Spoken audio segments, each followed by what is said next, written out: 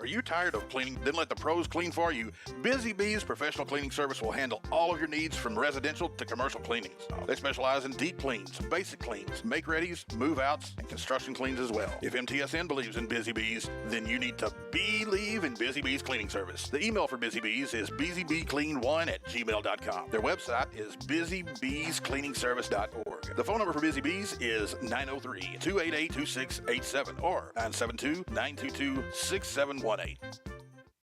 Are you looking for that perfect beach getaway? Well, beat the Galveston tourist crowds and head down the Bolivar Peninsula to your secluded beach retreat when you book this 3-bedroom, 3-bathroom vacation rental home on stilts. Nicknamed the Easy Street Beach House, this bright green hideaway will put you in a state of ease with the roar of the Gulf waves just steps away from your back door, and also an ocean-facing deck. Spend your days soaking up the sun and boogie boarding. When the night falls, roast s'mores over the fire pit. Endless memories await at this Texas retreat. You can make your reservations now by going to evolvevacationrental.com. Don't delay. Book today for your getaway. The Malakoff Tiger Sports Network would like to thank Parker and Carson Street for being a proud sponsor of the Malakoff Tigers and the Trinity Valley Sports webcast this sports year. All right, folks, it's Friday Night Lights here in Teague, Texas, and we have a dandy for you tonight. I'm joined tonight in the broadcast booth, or in the stands, I guess, by the Hall of Famer, Mr. Marcus Dale. I'm Joey Snowden, your play-by-play person. Yes, sir. And we are going to get things started here in about 35 minutes, Marcus. Yeah. But a little trivia here, if you will. I will. I knew you would early on. Yes, sir.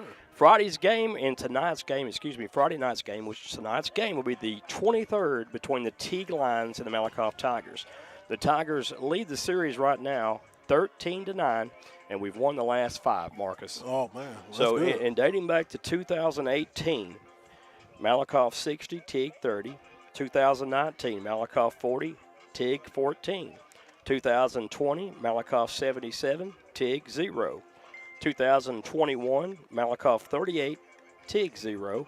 And 2022, Malakoff 32, Teague 0. Oh, my. You can throw all those those scores right away right now. Yes, sir. Both teams tonight come in undefeated in district play. Ooh, somebody got to go? Somebody's O has got to go tonight. Malakoff coming in with a undefeated season so far at 6-0. They've scored 327 points and only given up 42. Teague has scored 167 points and only given up 35. So theoretically, you're looking at 2 of the best defenses in the district. Grosbeck also has given up 42 points right now as well. Malakoff, as I said, 6-0. Teague 4-1 on the season. Then you got Grosbeck 4-1 on the season and 1-0 in district play. So there's your top 3 right there. And I really believe right here we've got we're going to have Fairfield and Mahia battling for that 4th spot. Right. And Mahia and Grosbeck probably could battle for 3 and 4. Right. Not sure about Mahia, but word is they're not too high on the Mahia program this year at all. So we'll see what happens later on. But that's why they play the game every Friday night, folks. It's not one on paper. It's one on the playing field. And speaking of playing field, Teague has brand new turf on their field. Oh, yeah. It looks really great. It looks really great. Orangey. Yeah. I got a taste for orange. If you're a Tennessee Vols fan, then it looks like Tennessee Vols colors to me. There you go. So the Tigers out here warming up right now and getting ready to go in pregame and trying to get some plays ran real quick before they go in and come back out before the coin toss. But Marcus and I are excited to be here tonight. We've got, to me, Marcus, I think this is going to be, it may be a closer contest. Yeah. Now, when I say closer, I mean 28 points closer. Right. I don't mean, I still think that Malakoff has too much, but you can't ever tell. By me watching these guys play on video every week, it looks like that Malakoff is the stronger team. But we'll see tonight how strong they are. Fairfield came in with a good game plan last week, remember. Right. Their key was to stop the running game last week. For one half they did. They did. Yeah. And then Malakoff exploded. Yeah. But listen, if that was the blueprint, you can't do that.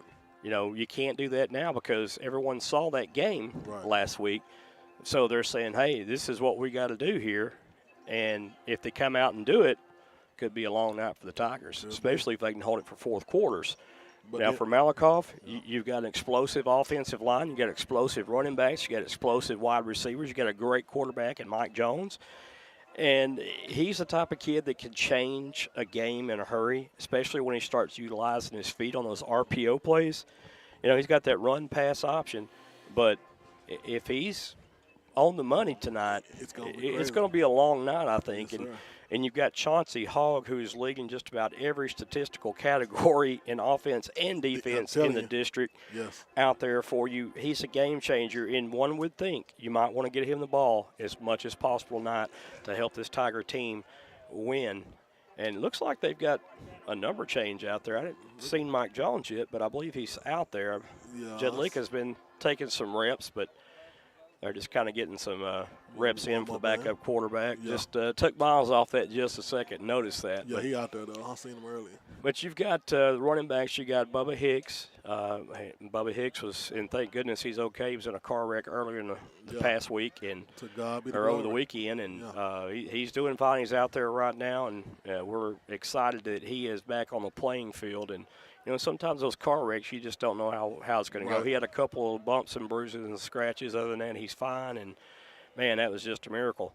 But you know, we've got a lot of players out here tonight for the Tigers who've got special stories of their own, you know, in their own right. And you're talking about Darion Hall at running back for the Tigers. You talk about Chauncey Hogg. You talk about Mike Jones. Dalton Lyles coming on the scene last week. Right.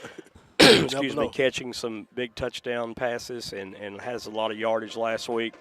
We got Husted, and he's a baller. He's a gamer himself at wide receiver. Evan Loper out there. Oh, yeah. And Loper does it all. He does special teams, and he'll go in there and play defense at linebacker, and he'll also line up in the slot or line up in the H-back formation and play the tight end spot as well. And you know, you've got a lot of weapons you've got to stay focused on with Malakoff. And, you know, for Teague, I know that their main offensive weapon and wide receiver, Jamel Rice, is out. Yeah, he's out. So he isn't coming back. And I believe there's another gentleman out there. It has him listed as Nick Barrentine. I'm not sure if that's the correct name or not on this roster, but shows him with an ankle injury out there earlier on, so they're missing him. And he looked good with the ankle on, though, with the ankle hurt. Well, yeah, I mean, he was out there moving around, throwing the ball and stuff, so you got to wonder about that, you know. And some kids just, you know, what we used to call intestinal fortitude, they just, you know, may not have it. Or maybe it's just precautionary. He's feeling good, and they're trying to keep him in the boot. You know, you never know now. Trying to save him, yeah. But whatever happens tonight, I think this is going to be a great matchup between these two ball clubs because – you know, when Malakoff and Teague get together, it's always a show. Yes, sir. Whether it's the fans or the football teams. And they get into it and they go at it. And I think we're in for a special treat tonight here at Lions Stadium here in Teague, Texas. And away from Malakoff tonight, we'll be back next week for that game against Eustis. Oh, my. That game will be played at home. And Eustis? Yeah, that's going to be it's going to be a game where a lot of players get a lot of reps from Malakoff, Marcus. Yes, sir. But this game right here, and then you go into the bye week after that. So you're playing this game, and you got to say, hey, you know what? We got to go all out here because this is the first true test of the district. Last week was a pretty good test for one half by Fairfield. They had a great game plan, and they followed through with it for one half, but just couldn't complete a whole game. Teague tonight, maybe a little bit more resilient, maybe a little more tougher. I know they've got a lot of speed like Malakoff does, so we'll see how things go. Lehi is going to be the quarterback again. He was last year, and he was a young quarterback last year. Threw some interceptions. We talked to Buzz Russell, our friend for KNES 99.1, a little bit earlier, and he said he's settled down a whole lot this year at the quarterback position and looks a lot better than he did last year. So, and we know that he can run because he ran last year a lot against our defense, and that's one of those things when you got a mobile quarterback you've got to be concerned with, because if you're sending all those receivers downfield, that quarterback sometimes breaks out and no one's after him. He's got a lot of green to cover before someone can get him, you know. And so a mobile quarterback plays big dividends tonight in a game like this in a district matchup. And, Like I said a while ago, you can throw all the records out of the books right now, state rankings, everything else. You got to focus on this first quarter and coming out and hitting somebody in the mouth. And tonight, the Tigers, I believe, to win this game, are going to have to come out, hit them in the mouth hard and early. Because if you don't do it hard and early, you can let a team like Teague, who has a bunch of good players, stay around too long and make this too close of a ball game. Right. So if you're Malakoff, it's imperative you jump out from Jump Street on Teague tonight at their home field, and you're trying to snatch their soul. Soul snatching. Ooh-wee. That's what we got to do tonight. We got to snatch souls tonight. Well, it's October, Halloween. It is. It is. Trick or treat, huh? Trick or treat. I'm trying well, to you got to figure out who's going to be the trick and who's going to be the treat tonight. Ooh-wee. So, snow I done got tied up. Hey, soul snatching time tonight. Ooh, and this is where we're in the mid part of the season, Marcus. Yeah, we're here. Quickly. We're here. It's quick. Yeah, going to be 50 degrees. This fall is here. Oh yeah. Tonight will be probably lower 70s, I believe. Yeah. I'm not dressed for it. You are, but I'm not. You're dressed for Christmas. Yeah, you're dressed for Christmas. I don't know what I'm dressed for. Yeah, I guess the bed. I don't know what I was thinking about. That's what I'm going to do. Just go home and just jump in the bed after this one's over with. But no, for real, I mean, this is we're upon Halloween almost, and this is October. It's fall. We're halfway through the football season. Halfway down. These are the games right now that matter. These are the games that you want to come out like tonight and make that statement. Right. Every team that you're going to play in district, you're going to have a big sign on your back, and everybody's want to come, and it says kick me, and everybody wants to come kick you. That's what it says. It says kick me. They're going to want to come kick you, and they want to beat you. They've got that bullseye on their backs, and everybody wants to come out and knock off the champ, knock off Malakoff, the defending district champions. So they're not going to lay down. This team's not going to lay down. Grosbeck's not going to lay down. Eustis isn't going to lay down. But we're going to lay them down. We're going to lay them down. Excuse me, Mahia. I said Maybank. Mahia is not going to lay down. So it's imperative tonight the Tigers send another message throughout District 8 tonight. That's right. And it starts in the first quarter. Yes, sir. And you cannot afford to start out sluggish against an opponent like this tonight. You've got to come out. Like I say, you've got to come out wide open throttle tonight, and you got to take care of business, Marcus. I'm with you. And defensively also, you've got to fly the football. You got to have 11 bodies on that football tonight, because Teague is not going to make this game easy offensively or defensively for the Tigers. They're going to make them work. We definitely got to shadow that quarterback, because, like you said, Joy, once he don't see no open pass, he's going to run that ball. He likes to run. He likes to run. He ran last year very effectively against the Tigers. And this is where your linebackers are going to have to key the quarterback. And what we saw earlier in warm-ups for Teague is they like to throw those little curl routes right in that little 5 to 7 yard zone right there where your linebackers are. So your linebackers are going to have to pay attention, especially to the running backs out of the backfield as well. They're going to try to get a mismatch going is what I'm saying. Yeah, because the linebackers supposed to shadow the running backs. That's our man, Joe. Yeah, if they're going to pass, that's our guy. That's exactly right. So you can't get caught up. And you got to watch he had some good play fakes a while ago too. He'd pump fake and then throw the football. So got to watch that as well. But anyway, folks, 20 minutes and some change until kickoff starts here in Teague, Texas. I'm Joey Snowden along with Marcus Dow, and we'll be back momentarily with the kickoff and the coin toss. The coin toss first, then the kickoff here on the Malakoff Tiger Sports Network via SHN Sports. We'll be back after these commercials. Yes, sir.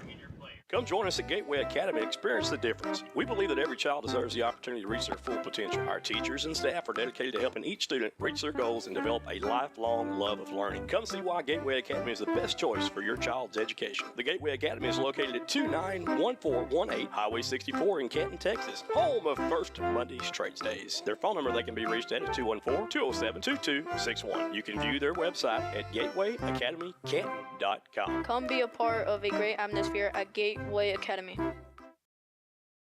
At Keller Williams, independent agent Dennis Flowers takes the approach of your home buying choice and dreams to heart. Dennis is a small-town guy with a servant's heart. With Dennis Flowers as your next realtor, Dennis will listen to your wants, needs, and dreams and find solutions tailored to you by using all the latest technologies, market research, and business strategies to exceed your expectations. If you're looking for an honest, hard-working realtor, then choose Malakoff's own Dennis Flowers, an independent agent of Keller Williams. You can call Dennis at 972-938-2222 or 214-980-3906 or email Dennis at teamflowers@kw.com. King Roofing and Solar of Gun Barrel City, Texas is a family-owned and time-tested business. They are specialists for all your roofing needs. When you hire King Roofing and Solar, you get a GAF Master Elite Residential and Commercial Roofing Contractor that you have access to with a lifetime limited warranty. The best coverage in North America. Did you know that only 2% of roofers are GAF Master Elite contractors? Well, here at King Roofing and Solar, we are the GAF Master Elites. For all your residential and commercial roofing and solar needs, give the championship team of King Roofing and Solar a call today at 903-880-1113 or email us at www.kingroofingllc.com. Don't forget, if that big storm comes up and makes a mess, call the best, King Roofing. Have you heard about Steps All-Star Gym? Steps All-Star Gym is located at 29414 Highway 64 in Kenton, Texas. Their motto is positivity is contagious. Their goal each day is to teach their athletes the value of commitment, hard work, integrity, leadership, self-confidence, and the love of cheerleaders and tumbling. Oh my. As you will witness during the time at SA, each and every family is important to their program. Steps is also a great place to host a party. They've held many bridal showers, baby showers, and birthday parties. It's a safe place for adults to mingle and kids to play. The number you can reach Gateway Academy is 214-207-2261. Their email is gatewayacademycanton.com. Gravity Athletics in Canton, Texas is a premier sports training facility for volleyball, football, baseball, softball, and basketball skills training. They offer private lessons for all levels of athletes, from beginning to the most experienced. Everyone has something to learn with Gravity Athletics. The goal at Gravity Athletics is to provide a high-quality sports training right in Van Zandt County. Their motto is all out, all game, all season, defy gravity. Gravity Athletics is located at 29418 Highway 64 in Canton, Texas. The phone number they can be reached at is 903-368-9554. Their website is gravityathleticvbc.com. Everybody get into the game. Are you tired of cleaning? Then let the pros clean for you. Busy Bees Professional Cleaning Service will handle all of your needs from residential to commercial cleanings. They specialize in deep cleans, basic cleans, make-readies, move-outs, and construction cleans as well. If MTSN believes in Busy Bees, then you need to believe in Busy Bees Cleaning Service. The email for Busy Bees is busybeeclean1@gmail.com. Their website is busybeescleaningservice.org. The phone number for Busy Bees is 903-288-2687 or 972-922-6718. Are you looking for that perfect beach getaway? Well, beat the Galveston tourist crowds and head down to Bolivar Peninsula to your secluded beach retreat when you book this 3-bedroom, 3-bathroom vacation rental home on stilts. Nicknamed the Easy Street Beach House, this bright green hideaway will put you in a state of ease with the roar of the Gulf waves just steps away from your back door, and also an ocean-facing deck. Spend your days soaking up the sun and boogie boarding. When the night falls, roast s'mores over the fire pit. Endless memories await at this Texas retreat. You can make your reservations now by going to evolvevacationrental.com. Don't delay. Book today for your getaway. The Malakoff Tiger Sports Network would like to thank Parker and Carson Street for being a proud sponsor of the Malakoff Tigers and the Trinity Valley Sports webcast this sports year.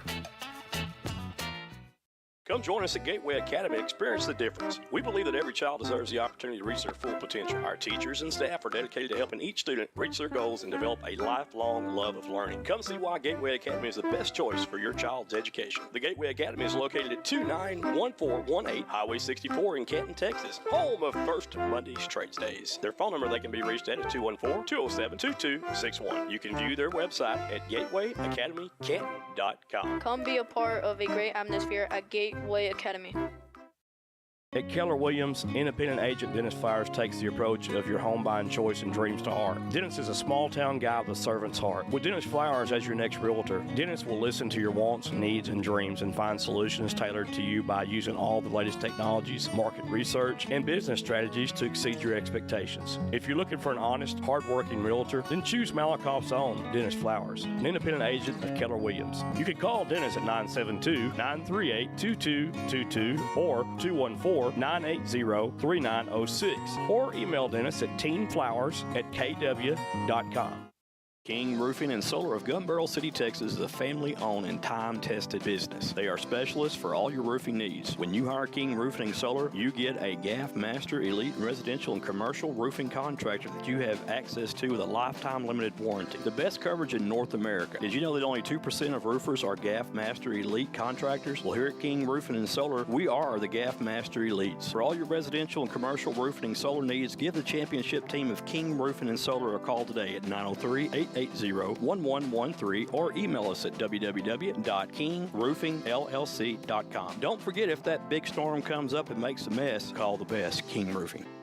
Have you heard about Steps All-Star Gym? Steps All-Star Gym is located at 29414 Highway 64 in Kenton, Texas. Their motto is positivity is contagious. Their goal each day is to teach their athletes the value of commitment, hard work, integrity, leadership, self-confidence, and the love of cheerleaders and tumbling. Oh my. As you will witness during the time at SA, each and every family is important to their program. Steps is also a great place to host a party. They've held many bridal showers, baby showers, and birthday parties. It's a safe place for adults to mingle and kids to play. The number you can reach Gateway Academy is 214-207-2261. Their email is gatewayacademycanton.com. Gravity Athletics in Canton, Texas is a premier sports training facility for volleyball, football, baseball, softball, and basketball skills training. They offer private lessons for all levels of athletes, from beginning to the most experienced. Everyone has something to learn with Gravity Athletics. The goal at Gravity Athletics is to provide a high-quality sports training right in Van Zant County. Their motto is all out, all game, all season, defy gravity. Gravity Athletics is located at 29418 Highway 64 in Canton, Texas. The phone number they can be reached at is 903-368-9554. Their website is gravityathleticvbc.com. Everybody get into the game. Are you tired of cleaning? Then let the pros clean for you. Busy Bees Professional Cleaning Service will handle all of your needs from residential to commercial cleanings. They specialize in deep cleans, basic cleans, make-readies, move-outs, and construction cleans as well. If MTSN believes in Busy Bees, then you need to believe in Busy Bees Cleaning Service. The email for Busy Bees is busybeeclean1@gmail.com. Their website is busybeescleaningservice.org. The phone number for Busy Bees is 903-288-2687 or 972-922-6718. Are you looking for that perfect beach getaway? Well, beat the Galveston tourist crowds and head down to Bolivar Peninsula to your secluded beach retreat when you book this 3-bedroom, 3-bathroom vacation rental home on stilts. Nicknamed the Easy Street Beach House, this bright green hideaway will put you in a state of ease with the roar of the Gulf waves just steps away from your back door, and also an ocean-facing deck. Spend your days soaking up the sun and boogie boarding. When the night falls, roast s'mores over the fire pit. Endless memories await at this Texas retreat. You can make your reservations now by going to evolvevacationrental.com. Don't delay. Book today for your getaway. The Malakoff Tiger Sports Network would like to thank Parker and Carson Street for being a proud sponsor of the Malakoff Tigers and the Trinity Valley Sports webcast this sports year. Come join us at Gateway Academy and experience the difference. We believe that every child deserves the opportunity to reach their full potential. Our teachers and staff are dedicated to helping each student reach their goals and develop a lifelong love of learning. Come see why Gateway Academy is the best choice for your child's education. The Gateway Academy is located at 291418 Highway 64 in Canton, Texas, home of First Monday's Trades Days. Their phone number they can be reached at is 214-207-2261. You can view their website at gatewayacademycanton.com. Come be a part of a great atmosphere at Gateway Academy. All right, football fans, we are back here at District 8 showdown between the undefeated Malakoff Tigers and the undefeated Teague Lions in district play. Teague is not undefeated for the season, but they are 4-1. So if you're just joining in, you're a Malakoff alumni and you haven't caught a game yet, I'm going to catch you up right quick on how Malakoff's season has went. Malakoff played West Rusk, won that game 56-14. They went to Grandview and actually surprised Grandview 51-21 in that game. Salado was played down in Waco, Midway High School. The Tigers won that one in shutout fashion, 42-0. Went to Gladewater and pretty much mauled the Bears 51-7. And then at Kemp, 76-0. The Tigers with another shutout. And then Fairfield comes to town to Malakoff last week. And the Tigers take care of the Eagles in shutout fashion, 51-0 tonight. Wow. The Tigers are here at Teague, Texas. Next week, the Tigers will be at home against Eustis and then away against Mexia. But there will be a bye week between the Eustis and Mexia game. The 27th, the Tigers will play at Mexia, and finishing up, they'll play in Malakoff. They'll play the Goats from Groesbeck. Uh-oh, not the Goats. So each game right now is important. You may not say that, hey, Coach, all the games right now are really important. Yes, sir. And if a Tiger fan is a Tiger spectator, you want to see the Tigers take care of business all the way through district. Most definitely. We talked about it pregame a little bit while ago, that the Tigers needed to come out and they need to slap, punch, whatever they can do, kick, bite, Teague right in the face. Oh, I thought you were going to say the Teletubbies. No, I'm not going to go there yet, but I think you just did. And we're back. So the Tigers right now 6-0 in the season. This is the 7th game. Can you believe we're already at Game 7 in high school football? It's going too fast. I can't either. This is an action-packed weekend. Also, we will be in Blinn tomorrow to watch the Trinity and broadcast the Trinity Valley Cardinals versus Blinn Buccaneers tomorrow. Oh, wow. OU, Texas, Dallas, San Francisco. Ooh, man, it is a good weekend for some football. We're going to get to listen to some games while we travel, huh? Yeah, we'll have to. And Yeah. we'll listen to Buzz and the gang going back tonight to Malakoff and Athens. And on 99.1, they had the best probably post-game show I've ever heard anyway. Yeah. They put on a great show, and it lasts usually from about 10:30 to midnight, straight through midnight, too. So they do a great job. Along the area and along District 8 play tonight, you got Mexia squaring off with Fairfield. We saw Mejia's bus coming a while ago when we were coming up. And then you've got Groesbeck playing Kemp tonight. Groesbeck at Kemp. Groesbeck should win that one. I'm going to go on a limb and say Fairfield probably takes care of business tonight against Mexia since their starting quarterback went down. They did good. Yeah, Fairfield going to Yeah, handle business. I I picked Fairfield Fairfield to be in the top 3 myself. Yeah, so I think that's how it stands out. Tonight, Groesbeck still undefeated district. So you got Groesbeck undefeated in district, Teague undefeated in district, Malakoff. So Groesbeck has to take care of their business, and one of these two teams tonight have to take care of their business to stay on top of the District 8 play.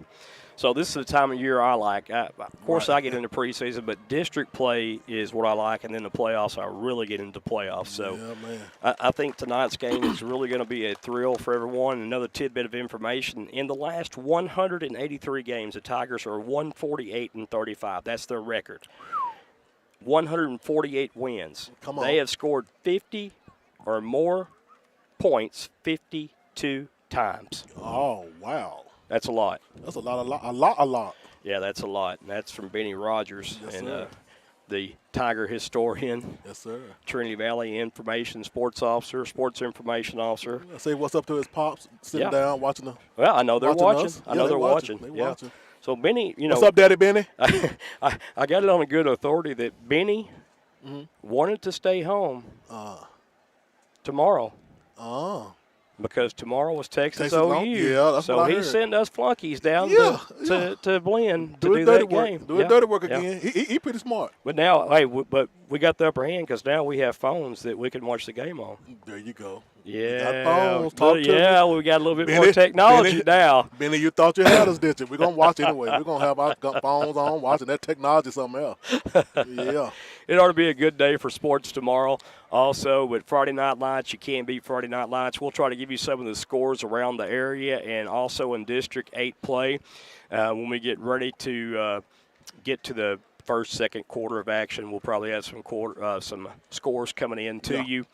I'm just ready to get this game started. It's been a long day already, and I'm ready to get this game started and underway. And, this was something that 2 years ago I looked at, too. The lighting on the field here, it to me, I think it's because the lights sit right on the field.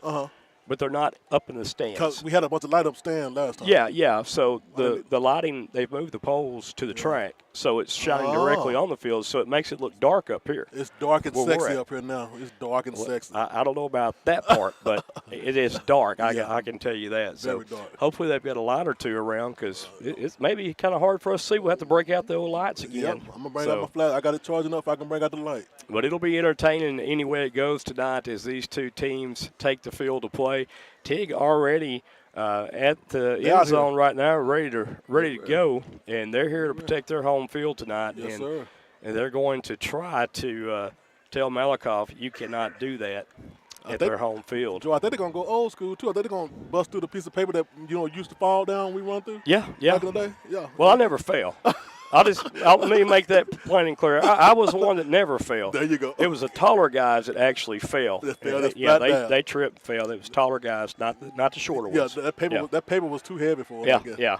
So we're getting ready tonight to kick this thing off here. The Tigers are walking down the field. The Tigers will be in black bottoms tonight with white tops. Gold numerals, black helmets. I like this look here. And I'm going to see if we can make out the numerals here as it's gotten darker. We didn't have a problem earlier. It's all in. And Teague's in all orange with the white numerals and white helmets, so we can see their numbers just fine. So you have to bear with us sometimes because once those guys get in piles over there, it's sometimes hard for Marcus and I to see the numbers up here in the stands. And you can blame that on age, I guess, or whatever you want to blame it on, but just don't blame it on the rain. No, it's my diabetes, and I don't know about you, too. My eyes get weak. So the Tigers now going to the tunnel, and the Tigers going to come up here and try to get this thing started. We'll have the coin flip here in a minute. Oh, yeah. Ooh-wee. Interestingly enough, we had the head official tonight out of the Waco chapter, and she's a female. Yeah, she's a female. A lady official. This is the first time I've seen a lady head official, and this will be interesting. She's very nice when she came through and talked to us and greeted us. And so she said howdy. I said hi. Yeah. And here comes the Teague Lions, and man, they turn backward flips, Joey. You see them? Yeah, they've got. I counted 25 players that they have. They've got a lot of kids that are hurt. Yeah. They've got, again, Jamil Rice that's hurt. They've got James Bond that's hurt. Bond, that is. Yes. Oh, boy. And they've got another key weapon here, and this is the reason why that we were talking about this. Shamar Davis, their key running back last year, is hurt, and he's not going to play tonight. Oh, my. And here comes the Malakoff Tigers on the field to play. And, folks, Friday Night Lights is in effect here in Teague, Texas, and we're about to get underway here with a District 8 football game. The Malakoff Tigers undefeated on the season and 3-0, or excuse me, number 3 in the state of Texas. Number 3 in the state of Texas, y'all. Teague is ranked 4-1 and 1-0 in district play. And tonight, as Marcus and I said earlier, somebody's O has got to go. Right now. And here's the playing of our national anthem. We'll keep it right here for you.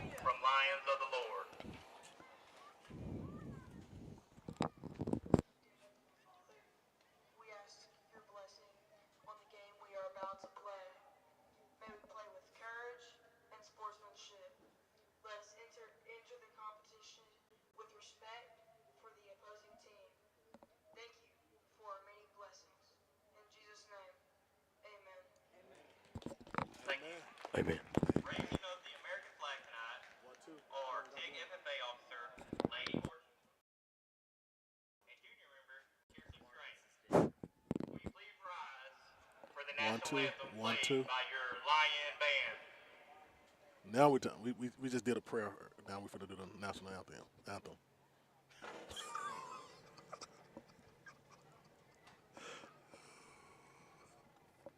Ebonics.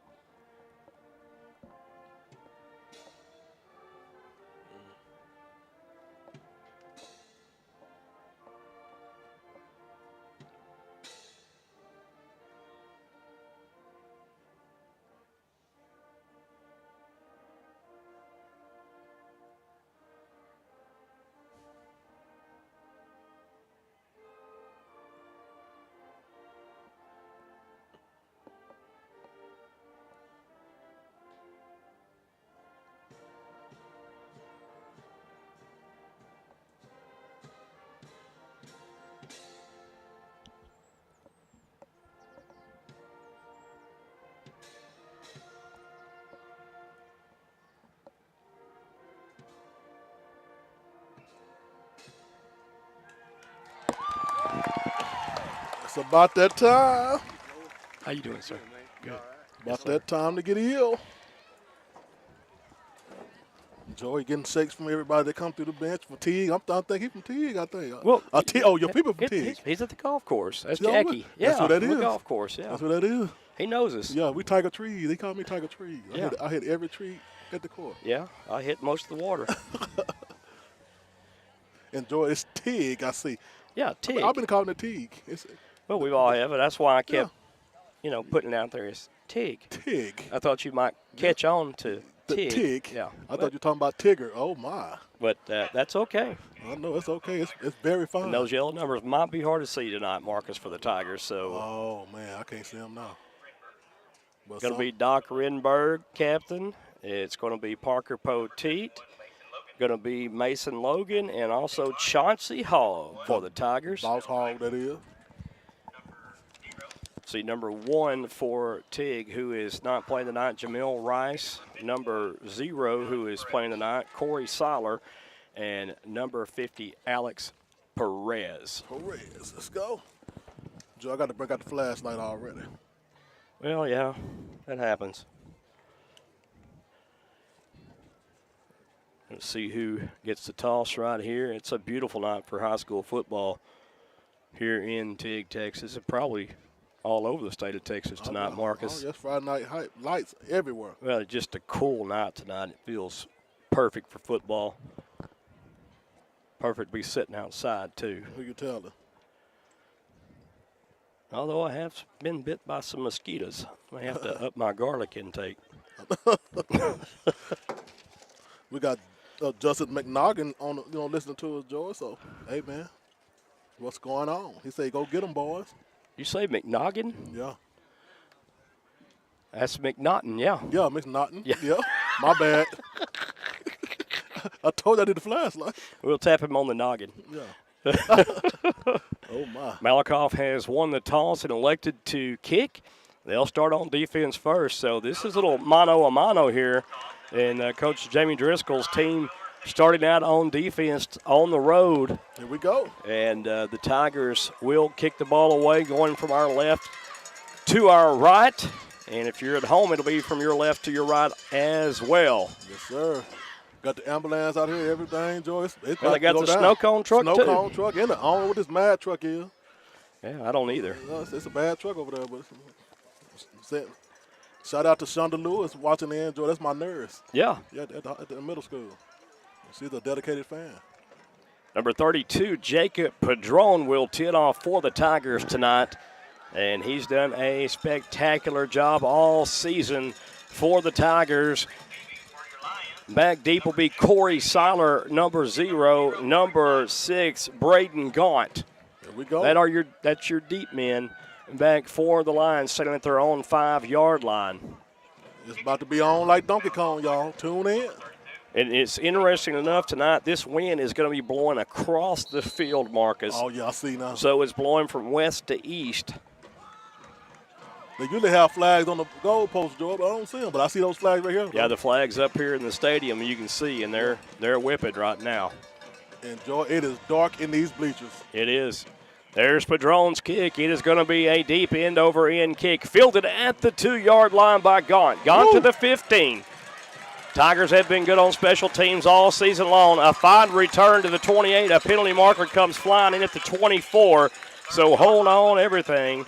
This will probably be either a block in the back or a holding call, and that'll be a spot foul, Marcus. Let's see. See what the head official has to say about this one.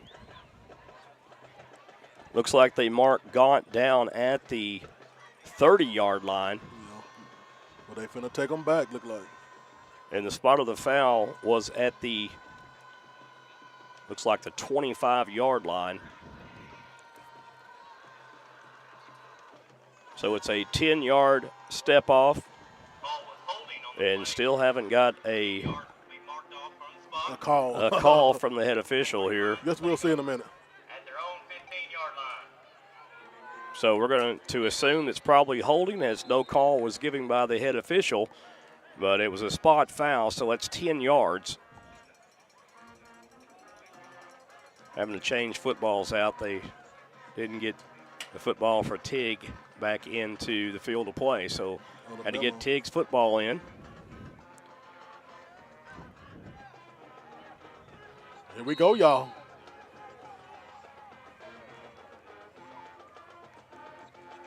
It's going to be a simple handoff. Met No, at sir. Jalen Smith initially man. in there. And two other players also, Marcus, with Michael Elliott there as sir. well. And look like, yeah, Michael Elliott, he was the initial hitter, Jordan. He's fired up right now. Fired up and ready. Zach Aleha, the quarterback for Teague. In your backfield for the Lions, you've got two running backs now. You've got Seiler and you've got the big load Kamari Evans back there wearing number 8. This is going to be the quarterback, and he can run. And a nice pickup on the run of about 8 yards for Leah. And that's what we said earlier, Joe. That quarterback could run, but he was brought down by Josh Garcia. But we said, Joe, we got to somebody got to shadow that quarterback. You got to contain the quarterback on that RPO right there. Right. He picked his hole on that left side, and he shot forward for 8 yards. Now it's the key 3rd and 2 for Teague. Yes, sir. And also for the Tiger defense. This will be a big stop here. Teague going trips out to the right, one back in the backfield for Leah. Let's see if he gives it off. It's going to be an option pitch to the right. Has first down yardage and a little bit more. And a nice gainer and a first down for the Teague Lions. Excellent play, Joe, for a 3rd and 2. That was a great call right there because they were focusing on the inside run there. And everyone just forgot about the outside and that little pitch option there. A good call by the coach. Coach knew they were going to try to get the inside run. And, hey, let me flip it out and surprise them. Yeah, that was an excellent play call right there. Surprise them, too. And a penalty marker comes flying in. Ooh, where did that come from? Unsportsmanlike conduct is the call against Teague. Oh, my. Ooh, that quick. Now they gain and gone back. I think somebody might have pulled their pants down. I'm not sure. She was giving the pants down signal, Marcus. I didn't know what that call is. Maybe they give him the business. They gave him the business. We're going to call it that. They gave him the business on a personal foul. Wow. Or unsportsmanlike conduct penalty, my friend. Right, I'm telling you. I think Teague is kind of, they moving a little bit, but it's just first quarter, so you can't get too hyped, Talking back to the Tigers right now. You're going to unleash the Tiger, the Mad Tiger defense. Well, you can see right now the head official, I believe, number 2 for the Lions was the one that was Tylen Randall was probably using some profanity on the field, and yes, sir. Coaches quickly took him out of the game, and the official already said, I'm not tolerating that. And I'm not tolerating this, too, either. 10:20 left to go in the first quarter here in Teague. Here we go. Leah with a keeper. Leah trying to get to the outside and does, and he is fast. Leah brought down from behind. Yes, sir. Teague coach is trying to say it's a late hit, but it was not. And that was Chauncey Hogg with that hit, Joe. And Chauncey Hogg is shaking his head like, yeah, that's what we do. Yeah, Hogg brought him down from behind, but Leah is quick, Marcus. Well, he quick. He quicker than quick. But he was last year also. 2nd and long. And again, the Tigers playing to stop the run here. And they did. Teague is going to run the football. Not much doing, but it looks like maybe a gain of 3 on the play. Gain of 3. Brought down by Jalen Smith. That was Evans on the run for the Teague Lions. Now 3rd down here, Marcus. So we haven't saw Teague go to the air yet, but their alignment shows right now they may pass with trips to the right. One back in the backfield. There you go. Going to be a swing out, and nothing doing right there as the Tigers wrap it up quickly. Yeah, he tried to swing out, but sometimes you swing out, you don't get a 2-step. That was gone on the reception there, and only not even a yard gain, so it'll be 4th down and 14. And they got to punt this one. For the Lions, and you're right, they do have to punt this ball away. I believe it's going to be Alex Lopez. Well, they're showing signs they may try to go for it here, but let's see. Tricky. Yeah, they might do something tricky. No, there they go. Chauncey Hogg in the back to return this punt. Chauncey Hogg ran one back last week, so let's see. There's a punt. And they're angling it way away from Hogg. Hey, and didn't get Tigers have to get their heads around. Oh, my goodness. Oh, my. Oh, my. Yeah, Parker Poteet right there. Marcus was unaware where the football was. Hey, he got hit. It hit him. It hit him. It hit him, and Teague recovers the football. Yeah, the ball hit him. Yeah, that's where you've got to get, you've got to know where that football is on a punt right there. Exactly. And now that gives Teague the ball now. Right. A bad on the turnover. Right. And this is one of those things we talked about. You cannot let Teague get any kind of momentum right off the bat. Yeah, bad punt turned into a turnover. Wow. This is quarterback keeper on the RPO. He slid down at the 39, I believe. They're going to mark him at the 38. Yeah. Well, no, they're not. One official went one way, the other way. No. The head linesman was going back to the 38, and this official over here to our near side said, no, he's down to 40. He did slip down to 39, Yeah, though. he did. That's on video. we can prove it. Teague was second down now and 13 yards to go here. Man in motion is Seiler. You got to watch Seiler up in the middle. Uh-oh. Oh. And here comes Lay going to run the football, and the Tigers do a good job at running him out of bounds at the 45-yard line. Yeah. But you see that time, they had a spy on him. They ran him out of bounds there. They didn't give him that corner to run to. And that was James Studley with the shadow. So it's going to be third down, and it's going to be 8 yards to go. And now the Tigers, again, are going to have to stop him on third down. Yes, sir. Here we go again. So a special teams mistake cost the Tigers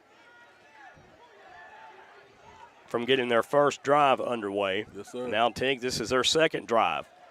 Lea's going to go right. Leah just throws it downfield, and this might be picked off. It's caught off the deflection. Oh, my goodness. Look at that. I don't know why he just didn't bat that down. Woo. And that was Kalen Davis. I don't know why he just didn't bat it down. Yeah. Kalen felt like he could get that interception, Jordan, and hey, he helped the homeboy out with that catch. Yeah, Seiler just got up under it right there off the deflection, and now Teague's in the red zone at the 20-yard line. Yes, sir. You know, sometimes it's better if you just knock that ball down. And sometimes you got to swat it like a fly. Got a man split out left and right. This is the handoff. Nothing doing. Not much at all. And trying to see who was on that carry. Whoever it was brought down by a pack of Tigers. That was Jaden Cole, the sophomore, 215-pound sophomore. He's a load. So 1 yard gain on the play for the Lions. It'll bring up second down and 9. Make it second and 8. Let's try they gave another yard, Yeah, they screwed it up just a little bit. So now the Tigers. Unfortunate Tigers has had two unfortunate plays. Yeah, it's just kind of a little bit of bad luck. And this is what I'm talking about when you play Teague on the road. And there's the handoff to Cole, and he is slung to the ground, and what a great defensive play there.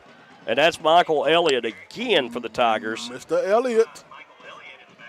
Michael Elliott with A. And that's a loss of 3, Marcus. Oh, yeah. So now it's 3rd and 11. Yeah, Elliott tried to suplex him, Joe.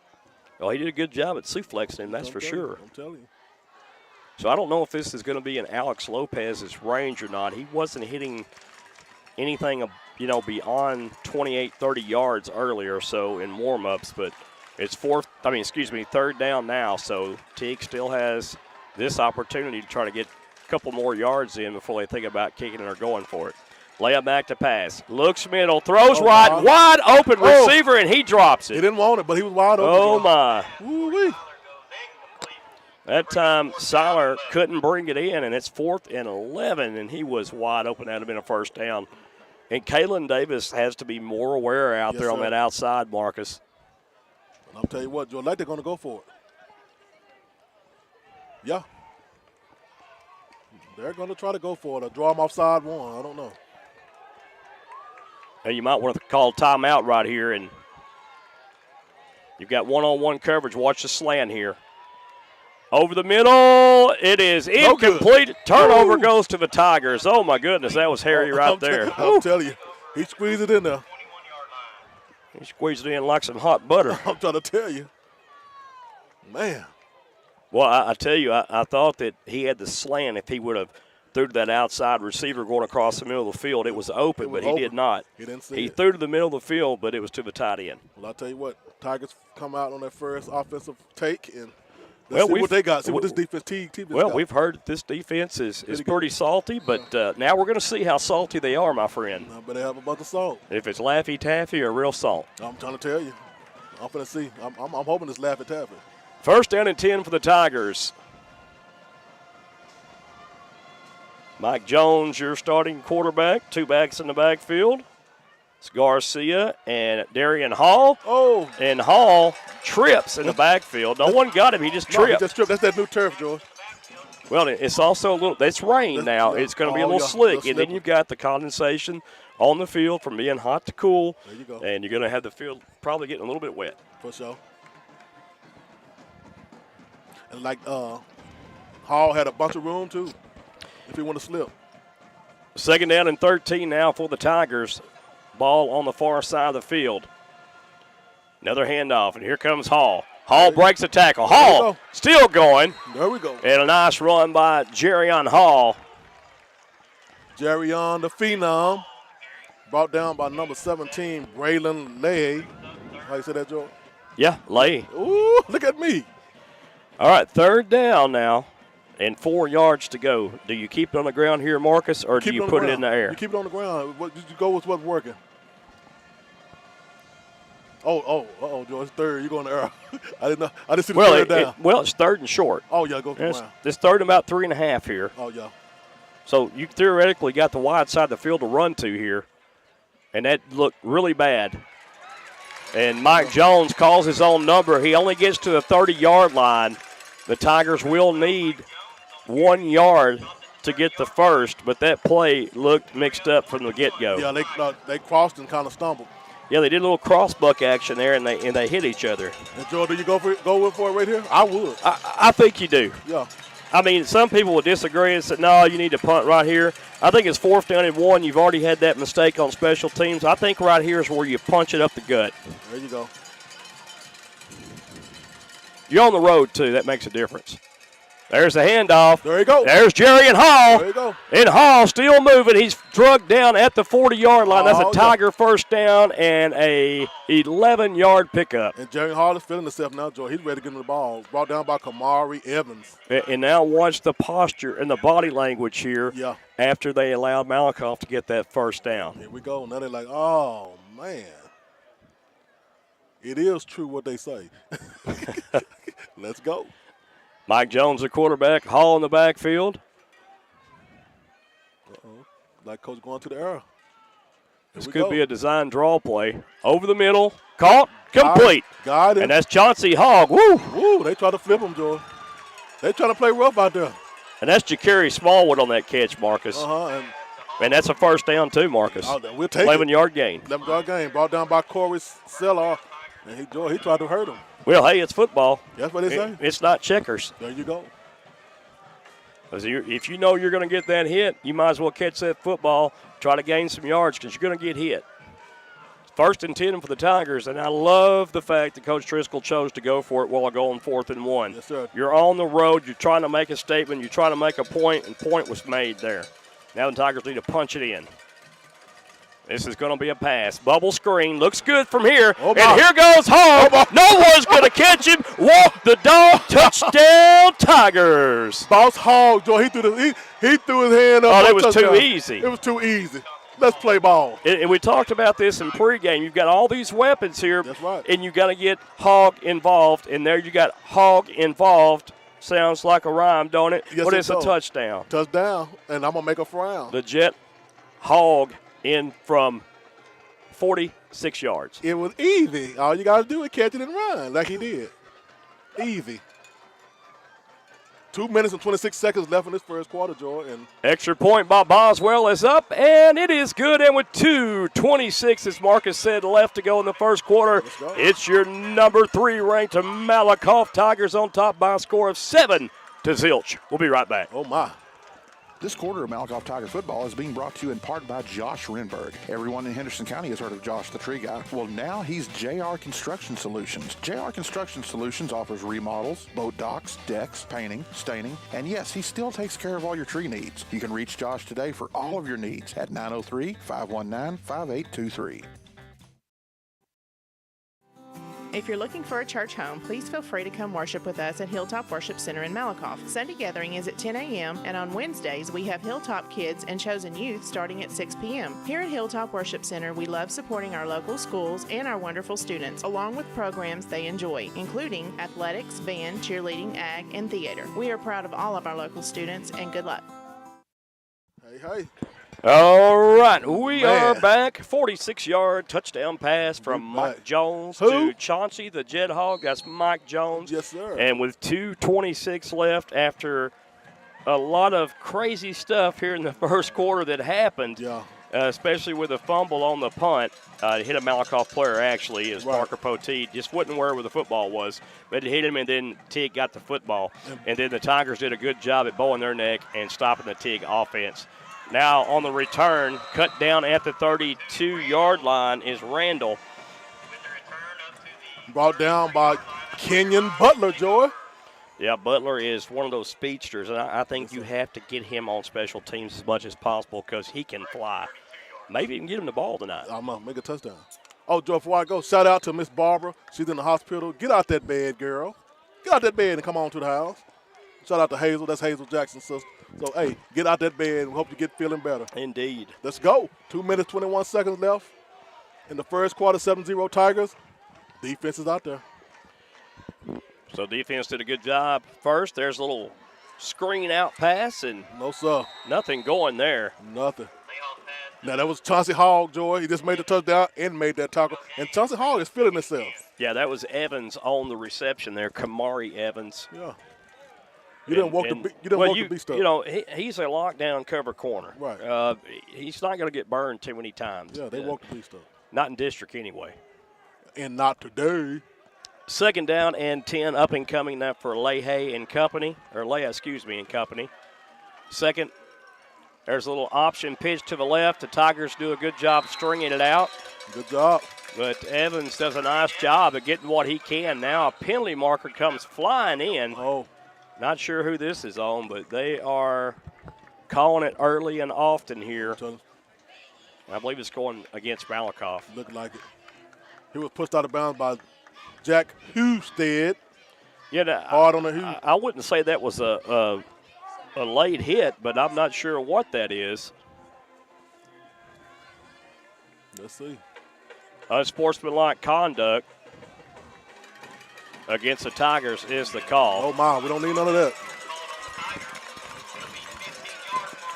Well, it went Teague's way a while ago. Now it goes Malakoff's way on the sportsmanlike conduct. So, you know, if you're both coaches right now, when you get your team over at the end of the first quarter, you've got to tell them and talk to them because it could cost them a game. Right. You know, these unsportsmanlike conduct penalties. And you don't want to have that on the road, especially if you're Malakoff. Especially the night somebody old got to go. We don't want our old to go. And Coach Driscoll having a conversation with the head official out of the Waco chapter. Yeah, he trying to see what's up. I think maybe he was trying to get a number of the player that committed the infraction there for Malakoff. Right. You know, if you hit them and you make a good play, just walk back to walk back. You ain't got to say nothing. Well, these guys are fired up now. They've been talking noise. So there's a little end around to Siler, and he is hit hard by Michael Elliott. No, that was the stud. Oh, excuse me, that was 24. James yes, it was James baby. Studley. Yeah, he hit him like a stud, too. And I might have said Michael Elliott earlier, and it was Studley on the other sir. play, too. Oh, was stud. Both of them making nice plays already. They are. Hey. It's kind of hard to see these cold numbers up here in the dark. Ain't no I in team, so they both doing this, but they're doing it together. So second down and 12. That was a big hit, too, by Studley. A big hit. Looked like for a loss, too. Yeah, a loss of 2, actually. You know what to do. Leahy looks like he's going to swing it out to the right. Pass downfield incomplete, and Grant heard footsteps there, and he didn't want no part of that. That was Evans. Evans swung out, Joy. Excuse me, yeah, that was Evans, and he didn't want no part of that. But I tell you what, Joy, And I'm going to tell you, that was a good pass. Exactly. He led Yeah, him where he could get it and run, Yeah. and he heard footsteps. Yeah, 4 of them. The target paw. Oh, my. So 3rd down and long. And, again, I think they have to go to the air right here. You got to. There's not many 3rd and 13 plays in a playbook. But we're about to see something now. 2 wide receivers lined up left. This is where you got to watch this H-back, Marcus, sliding down the middle of the field. The Tigers look to be sending a blitz, thrown downfield and way overthrown. Ooh-wee. And a lot of pressure right there, Marcus, given by the interior defense of the Tigers. Press a bus pipe, they told me. It does. They've been telling me that since Especially when it's Doc Renberg. The doc. Somebody called the doc. Speaking of Doc Renberg and pressure, I'd like to thank Spanky Septic out of Malakoff, Texas, for being one of our proud sponsors this football season. This Spanky? first quarter is being brought to you by Spanky Septic. Ooh-wee. I can smell it. If you have a mess, call the best. There you go. There's a low snap on the punt. Leahy gets it off, and this is going to be a directional punt right to the sidelines. It'll be marked down at the 34-yard line. The Tigers will take over at their own 34. They're not going to let Malakoff return this football tonight, Marcus. He kicked that straight to Coach Driscoll. Yeah. Yeah. And they've been told this, do not let their return men catch the football tonight. Because they are dangerous. The spread of this football game coming in tonight, I believe, was 38 points. I want to say, in favor of Malakoff. You know, so far, I got to say, you know, I think Teague is doing a fairly decent job.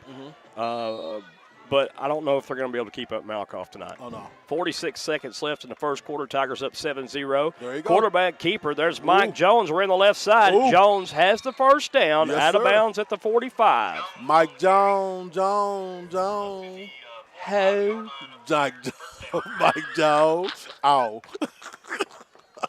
39 seconds left in the first quarter. Your score is 7-0. The Tigers on top. That was an 11-yard gain, my friend. Yes, sir. Little shout out to DJ CC. Yeah, DJ CC in the house. Oh, boy. He's watching us from Atlanta, Georgia tonight. He's watching us. He's watching us. There's a snap. Oh, Jones rose to his right, looks downfield, fires a laser, almost caught on his behind, was Chauncey Hogg. Yeah. There's some issues out there with the turf. There's been a lot of slippage going on, and they've had a lot of rain here, as we're most places around here have, and you got to wonder if that turf is still a little wet. And by that, it looks like it still is. We've had 2 or 3 times tonight where players have slipped down unexpectedly, stepping and falling, and they can't get up. So 2nd down and 10. Garcia is going to be the fullback, lined up out of the pistol formation in a broken eye. Coach switched the play up on that one, Joy. He's seen something he didn't like. Switch the play. They got 8 seconds on the play clock. Yeah, Garcia moves to the left now of Jones, and they're going to run it just like a little counter play, Marcus, with Hall, and he's going to get 6 on that run. We'll take it. Nice play. You've got it. What you had right there, they ran it out of a broken eye, the pistol out of a broken eye formation, and you had Josh Garcia as the fullback going through, taking care of the linebacker, allowing Jerrion Hall to gain those 6 yards on that play with a good block. Joe, we got 9 seconds. I think they're going to let it go to the second quarter. They ain't got enough time to run no play now. Well, yeah, they'll turn it around here, and that will be the end of the first quarter here from Teague, Texas. Your Malakoff Tigers, the number 3 ranked Malakoff Tigers in the state of Texas, on top by a score of 7-0. Don't go anywhere, folks. We've got a lot more in store for you in just a few moments. Yes, sir. At Keller Williams, independent agent Dennis Flowers takes the approach of your home buying choice and dreams to heart. Dennis is a small-town guy with a servant's heart. With Dennis Flowers as your next realtor, Dennis will listen to your wants, needs, and dreams and find solutions tailored to you by using all the latest technologies, market research, and business strategies to exceed your expectations. If you're looking for an honest, hard-working realtor, then choose Malakoff's own Dennis Flowers, an independent agent of Keller Williams. You can call Dennis at 972-938-2222 or 214-980-3906, or email Dennis at teenflowers@kw.com. King Roofing and Solar of Gun Barrel City, Texas is a family-owned and time-tested business. They are specialists for all your roofing needs. When you hire King Roofing and Solar, you get a GAF Master Elite Residential and Commercial Roofing Contractor that you have access to with a lifetime limited warranty. The best coverage in North America. Did you know that only 2% of roofers are GAF Master Elite contractors? Well, here at King Roofing and Solar, we are the GAF Master Elites. For all your residential and commercial roofing and solar needs, give the championship team of King Roofing and Solar a call today at 903-880-1113 or email us at www.kingroofingllc.com. Don't forget, if that big storm comes up and makes a mess, call the best, King Roofing. All right, folks. Back to action here in the second quarter. Tigers up 7-0. Here we go. 3rd down and 4. Jones back to pass. Looks left. Surveys the field. Scrambles to his right. Under duress. Gets away. Looks downfield. Throws downfield. Caught complete. And it's a little toe tap swag at the 40 for the Tiger first down, Marcus. Can you do that swag? That's swagger. That's swagoo, I call it, Joe. I tell you what, whatever you want to call it, that was a good play. Yes, and he had 2 feet inbounds. I'm telling you. And That's good, concentration. And good look by Mike Jones. He didn't throw it away. He didn't overreact. He kept it. The line kept him clean. He kept patient. And there's the handoff. And, oh, my, that looked like a calf roping exercise expedition right there, if you will. I will. And they're just keeping up with, like I said, they're going to shadow him the whole game. So that was brought down by London Evans. Jerry and Hall now splitting out as one of the outside receivers here, so pay attention to Hall. And I would, like I said, I would like Hall to just run sweep, Joy. They can't catch him on the sweep. You mean like the old jet sweep? Yes, sir. Jet sweep. You may get your wish here. Here it comes. Uh-oh. And Hall. Jones back to pass. Down deep. Pass caught. Complete. First down at the 15-yard line. Ooh-wee. That was Chauncey Hogg. He did a great job there. He turned around. Mike threw it just a little low, but he made sure he had the catch. Exactly. Then he turned around, and that's the sign of a great receiver right there. Oh, man. How special has Chauncey Hogg been so far this season for the Tigers? He's been really special. Very special, Joy, and he's going to be he's one of the main factors of this game today. You know, we watched his maturation process from junior high up, and it's been something to behold. Jones going to take it himself here. Cuts up against the grain, and he's going to be dropped at the 11-yard line. Ooh-wee. Jones said, I want to run too. But he was brought down by Kamari Evans, the senior. Yeah, Alex Perez looked like he was in there too underneath him and Evans. Yes, sir. Kind of a little high-low action. 2nd down, and I'm going to call it 4 to go, Marcus. And Tigers scored off their first possession, George. It's the second possession. Let's see what they possession do. Here. So Hall in the backfield, man in motion left to right. And Jones flares it out to Hall, and Hall just dropped it. It hit him in the right place, George. In the hands. Right in the hand. He's the running back. He was a little amped up here to get the ball in his hands and run, and sometimes that happens. Yeah. And now it's going to be 3rd down, still 4 to go. Hall still in the backfield. They're going to bring Garcia in the backfield with 2 backs with Mike Jones, the quarterback. Chauncey Hogg, the far receiver to the right, Marcus. They better watch him. Yeah, he may go right across the back of that end zone. They're going to give it to Hall. Hall follows his blocks. Ooh-wee. And Hall is going to be about a yard shy of the first down. You got to go for it, Joe. Depends on the spot here. You got to go for it. Let's see where they spot the ball at. They're going to spot it at the 8-yard line. So it's going to be 4th down and 1. You know, I'm with you, Marcus. I think you put your big bunch backfield back there and just power forward right here for that extra yard. Your defense has finally got their mojo, so, hey. They won't have good field position if we don't get it. Well, and they just brought in big number 68, Daniel Norrell, on offense. So they're going to run behind the big fella here. Under center. Handoff to Hall. Hall has the first down. There we go. The ball will be spotted at the 5-yard line, so plenty enough for the Tiger first down. And the Tigers now threatening to score inside this red zone. Here we go. Sometimes you got to bring the big boys in, Jordan. Start a little noise. Yeah, well, Norrell right there, I knew. Oh, yeah. He's just mean and nasty up front. He's like a Christmas guest. Norrell, Norrell. Yeah. He gave him a little ho, ho, ho right there, my friend. I'll tell you. And a little jingle bells, too. I'll tell you. First and goal for the Tigers. Ball spotted on the 5. Man in motion. Chauncey Hogg left to right. This is going to be a handoff to Hall. Hall bangs around in the middle. He's going to be piled up and stopped around the 1, Marcus. Initial hit by Evans. So right now, yeah, they holding their own right now. Teague is showing some good defense. And somebody had to go off because the helmet came off, Joy. Yeah, that was Hall. His helmet came off. Okay. So Hall came out. 8 minutes, 10 seconds left in the first half. We're going to see Hicks here. Oh, hey, he's even dangerous. Hicks getting a little bit of action, and hadn't seen him run the ball just too much lately. Well, I guess coach trying to, he came an accident earlier, and, he might not be feeling 100%. So their officials blew a whistle here, and they back judge running to talk with the head official about something. Well, I'll tell you what, I guess I'll get some shout-outs while we're sitting there. Shout out to Chris Walker, Deuce Perry in the house all time. Coach Butler? Coach Butler in the house. What's up, Coach Butler? And we got the man, Dennis Flowers, and I can smell those sweet flowers. Yes, sir. Put them in your yard. Yeah, put them in your yard. Get a house. He'll get your house, too.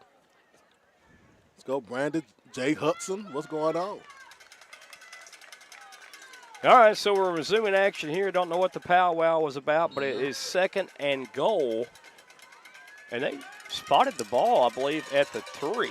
They moved it back. That's what it appears like. Man in motion left to right. And Jones calls his own number. Jones scoots around to the left side, walk the dog. Easy score for Mike Jones and the Malakoff Tiger offense. Mike Jones, the king of the microphone.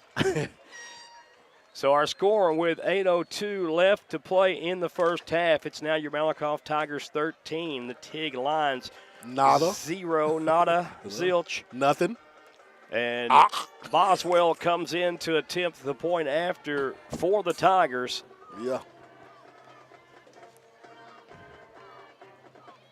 Boom. Kick is up, and the kick is good. And a flag. Yeah, and that flag is going to be for illegal participation against Teague. Oh, my.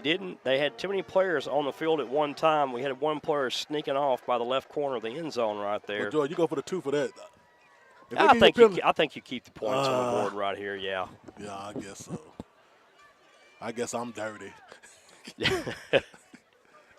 Well, you don't want to – look, if you take the point off here, then if you get a block kick on the next PAT, they can run it back and score 2 points. You don't want that to happen.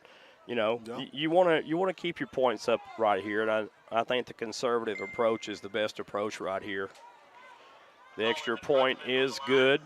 So 8:02 left, my friend. Yes, sir. Malakoff 14, Teague 0. Our new score, the Malakoff Tigers 14, the Lions 0.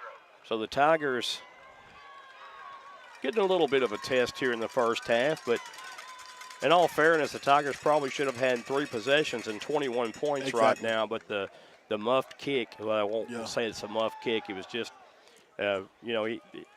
young man was trying to find somebody to block for special teams, didn't realize the kick was that poorly. Yeah, bounced back. It was going in their favor. And then hit him on the shoulder, and he just didn't feel it. I mean, he didn't feel it at all. He didn't see it either. So that's just something freakish that happens. You can't control it. But it's one of those things also that coaches probably tell you got to be aware also. Exactly. And listen, he's a very savvy and well-rounded individual. And he's well coached as well, but stuff happens. Well, he didn't have 2 heads, Joey. Because anything with 2 heads is a freak or a monster. That's what they told me. There's a deep kick by Padron, fielded at the 10-yard line. Tiger special teams has been good all year and continue to do so. There we go. Up to the line, 24-yard line, and that's where your lines will take over. Right, that was Kenyon Butler again. Yeah, Tylen Randall on the return, and no soup for him. And no crackers. So the ball will be spotted at the 24-yard line of the Lions. Tigers will come out for their 4th time on defense already. Fourth time. I know that defense be tired, but I tell you, they out there more than offense too much. Lay's going to have 2 backs in the backfield with him. Here we It's go. going to be a handoff, Good run that and time. Corey Seiler on the carry. That was a good run. Yeah, just nothing special about it. He got behind one of his big linemen over there, number 77, 71, James Ingram, and was able to find a little run. Yeah, James Ingram used to sing them good songs back in the day when I was a little bitty boy. Gaunt lined up as the wide receiver to the near side. This is going to be a handoff again to Seiler. Seiler is going to be stacked up at the line of scrimmage and pushed back. Good. Hey, I almost said the Cowboys are doing good. The Tigers doing good right now. Send them back. A little bit of Parker Poteet there on that tackle, leading the way for the Tigers. Garcia and company. Defense just looking pretty solid right now, Marcus. Oh, yeah. Solid as a rock.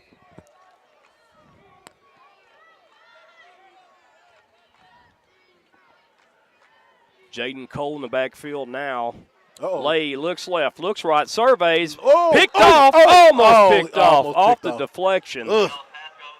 And actually thought Garcia was going to get the pick right Yes, he there, did. but he's not used to catching those footballs. Yeah. What you say, if it a lineman in the hand, Yeah. they ain't going to catch it. And then you had Chauncey going down for it, and he almost had it, but just couldn't come up with it. But it's going to be 4th down now. And here's where you need to watch out for the fake punt. Right. Well, 4th down and 3.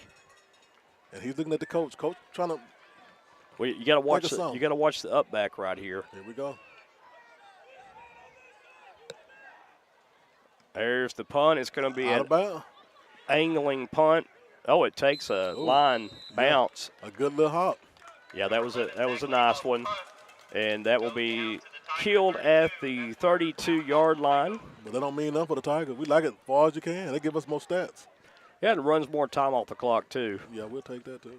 Well, unless they score fast, that is. 6:31 left in the first half. Tigers up 14-0. Kind of a wacky first quarter. Yeah. Yeah, the Tigers come out. They elect to kick off to start the game. They hold Teague, make them punt. Once they punt, one of the Tigers accidentally touched the football, gave Teague possession, back again, and then the Tiger defense goes out one more time after that, and before they finally score. But you start sounding like tennis. Yeah. You start back and It's forth. just back and forth. I'll tell you. Empty set backfield for the Tigers. Jones back to pass. Looks right, throws right, has a man wide open, Oh, my. and it's incomplete. Now, who was that? Oh, wait. And that's Dalton Lyles. Oh, Dalton Lyles.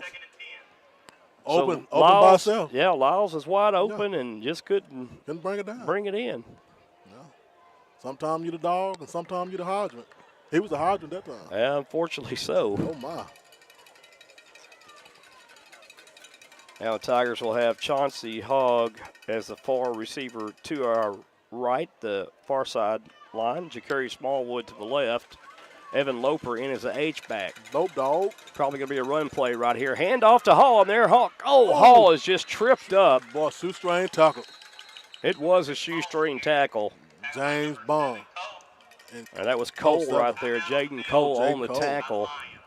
The sophomore, 6'1", sophomore, 215 pounds. Yeah, the line's going to call timeout right here, and why they're going to do that, they're trying to, save as much time on the clock, but they're also trying to make sure they tell their players here it's 3rd down and 7. The Tigers will probably be passing the football. Exactly. So far, we haven't really seen the Tigers' backfield break do off anything. any long gainers yet here in the first half, and you got to wonder how this big offensive line of Malakoff is going to be wearing down the Teague defensive front here. And then on the other hand, you got to ask yourself the same thing because Teague's got some big kids out there on the offensive line. Teague, like Malakoff, and probably like most 3A schools, you've got about 6 offensive linemen, maybe 5, and then it just kind of dwindles where you're looking around like, man, where can I get another offensive lineman at if I have one hurt? Right. And, you know, it's bare pickings. You have to go to your JV to pull some up then. There you go. And as the season goes, boy, each team picks up on those running backs, Joe. They try to find some way to stop them, and in each practice they do. So 3rd down, Jones back to pass. Looks right, throws right, has a man, caught complete. Woo! And a nice run after the catch, and I believe that's going to be Chauncey the Jet Hog on the reception. Yes, sir, with ease. Oh, that Poteet with the pass. Well, Poteet with the catch, I guess they say. I guess it there was. There you go. Parker Poteet. I thought it was Chauncey, but I see might it have now, been, 11. Yeah, I see it might have been Parker Poteet. Parker So Poteet. from our vantage point, you really can't see that far over. I'm telling you. And I've got my binoculars too, so it's still hard. I left mine. So Poteet's lined up as a tight end on the right side. Hogg is a receiver to the right. Lined up wide. This is going to be a handoff. Following the blockers patiently is Jerry and Hall. And the Tigers still, and Hall's finally dropped to the turf. Tackled by Pride of a line. It'll bring up 2nd and 8. So 2nd down and 8 yards to go for the Tigers now after a 2-yard pickup. And I still say, George, go for the sweep. Option sweep or something. Well, you Give them got enough that, room to run. yeah, you've got that jet sweep Yeah, that jet sweep is you over. might have some success with if you wanted to run it. I think so. Now Hogg going left to right here. Watch Hogg. And a little bubble screen to Hogg. Again, there goes Hogg. Hogg close to 1st down yardage. He'll be knocked down around the 35-yard line of the lines. Good run. So that brings up a manageable, very manageable 3rd and 1. And 3rd and 1. Brought down by Jaden Cole once again, the sophomore. As George said, the sophomore. yes, sir. The big sophomore. I like it. Tigers bring Garcia, and they're going out of that broken eye of the pistol again, Marcus. Watch for Garcia being the lead blocker. He is. Ooh. Oh, my. Oh, he spun out of it. Yeah. He does have the 1st down. You got to wrap up, George. That's what they say. Well, I tell you, Hall, he doesn't look like he's very strong when you see him, but he keeps those feet moving all the time. And that time you saw him get hit, and it actually brought him off the ground. He comes back down, spins out of it, keeps his feet moving, and lunges ahead for the extra yardage in the Tiger 1st down. And that's a true running back, George. You never stop your feet. I never stopped my feet. And yeah. I picked up a lot of yards by doing that. Keep them feet going. And you got to like to see that at the high school level, especially with the moves that Jerry and Hall has also. Yeah. 1st and 10 for the Tigers, empty set backfield. Hogg in motion. A little flare out maybe, and no, this time it's going to be a design quarterback keeper, and a nice job of sliding down by Mike Jones there. Mike Jones got it, boy. Close to the 1st down. Let's see if they give him 10. And they're going to say he's a yard shy. That's a great play. You spread the whole field right there out, and then it's just a numbers game up the middle. Your lineman does a good job blocking the defense right there, gives your quarterback a hole to run through, and he does the rest with his legs, picking up 9 yards. Yes, sir.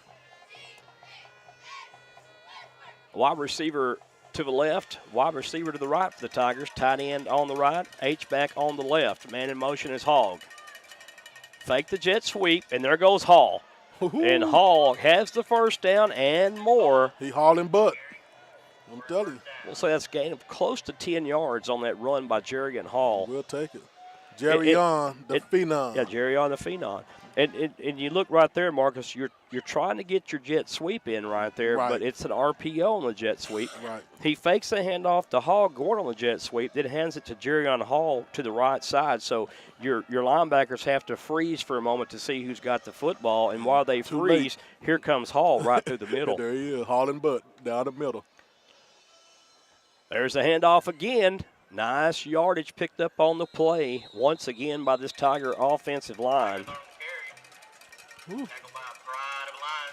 And that time, I believe, Bubba Hicks on the carry for the Tigers, and it was, and Hicks goes out. Jaden Cole with the tackle. Jaden Cole been on several tackles. Yeah, Hicks limping a little bit, Marcus. I think he's, he had a wrecked this weekend. And, Yeah. And I think he's still kind of that's what I was thinking. He might be still a little banged up from that. But he's a tough guy. You still want to come out here and play. And he's young, too, they bounce back quicker than you and I would. Oh, yeah. We'd still be laid up in the bed. Oh, yeah. I've been in a coma. Hall in the backfield. Jones calls his own number, trying to get to the corner, and reaches the sticks there. Yes, sir. That's a great play by Jones. Jones is doing the thing, baby. Jones, all he did right there was just follow his block around the outside edge right there before he got to the sticks. Oh, yeah. Knew where he had to get at, reached the ball, gets the first down. I was like, who called the police? yeah, Joe, we got the police came out. Hey, I'm glad to have him up here. Next time he can bring us a chili dog or two. That's something, Joe. I'm telling you.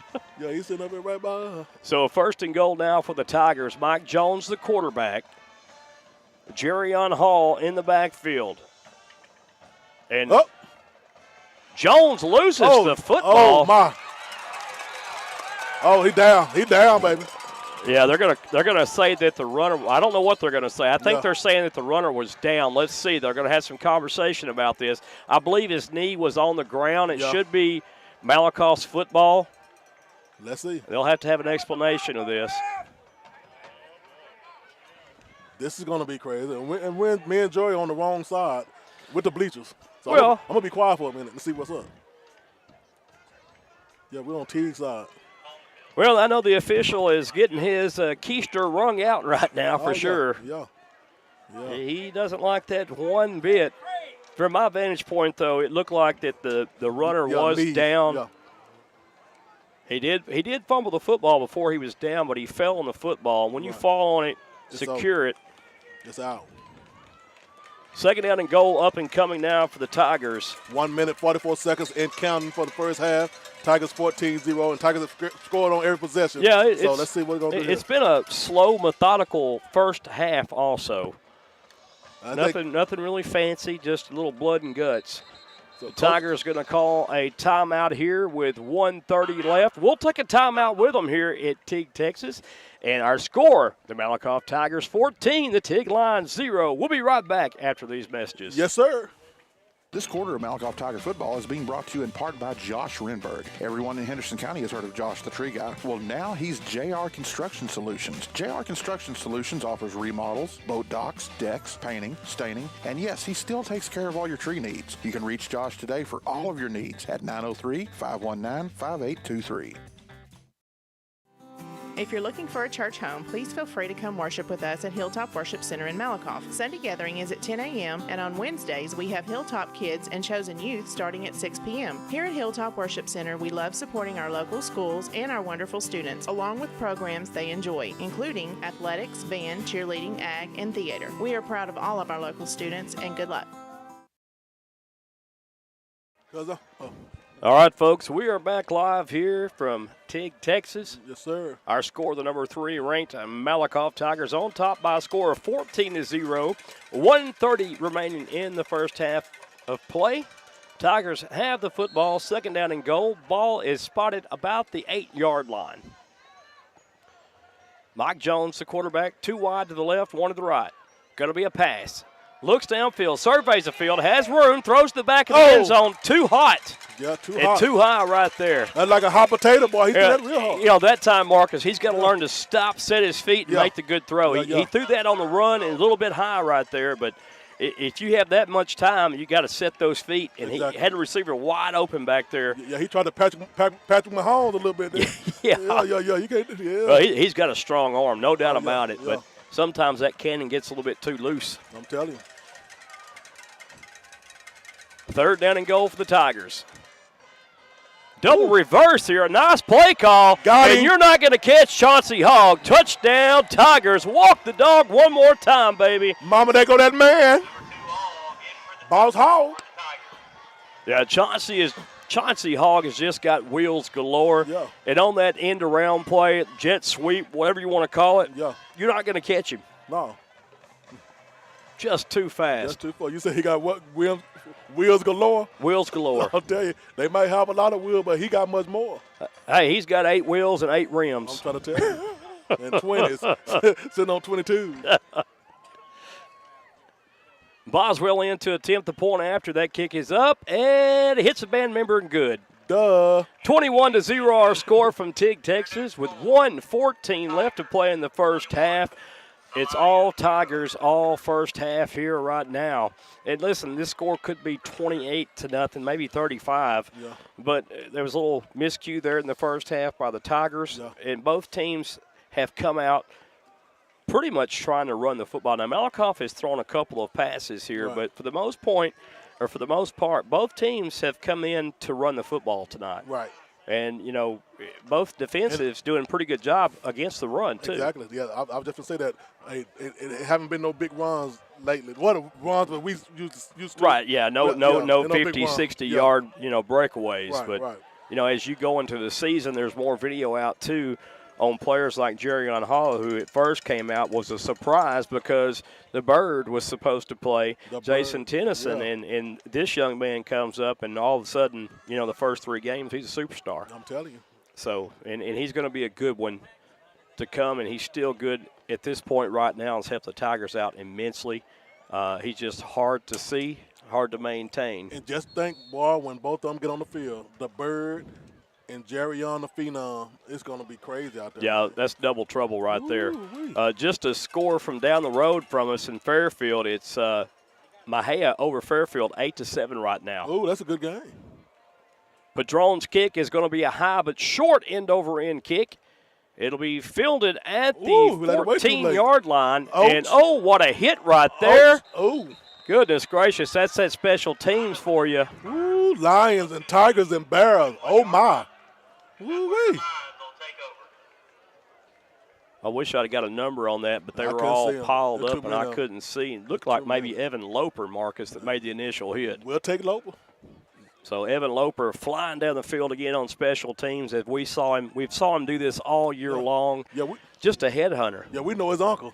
Yeah, he rides with us from time to time. Yeah, you do. You're going to buy us a Taco Bell tonight after we get through. Yeah. No, I want a Big Mac or something. Yeah, that's him. He's rich. Yeah. Don't let him lie to you. He got a bunch of bulls. Bulls, and, he wrestled them too. First down and 10 now for Teague. Lay downfield with a pass. Nice pass and catch right there. Good catch. That's Seiler with the catch, and that's just the old slant pattern right there, sir. Marcus. Yes, sir. Josh Garcia with the hit, but, hey, and that's what we're talking about. I think Teague has success throwing those slants, something over the middle, freezing your linebackers first, but then hitting over the middle on the slant. Exactly. That's the recipe for Teague. And you called it earlier, George. You said right. Teague get them slants, it's going to be trouble. So a timeout charge to Teague, and we did talk about it. And I was kind of surprised, the first half right here, that Teague really hasn't passed as much or used the slants or anything over the middle yet. But it's been open.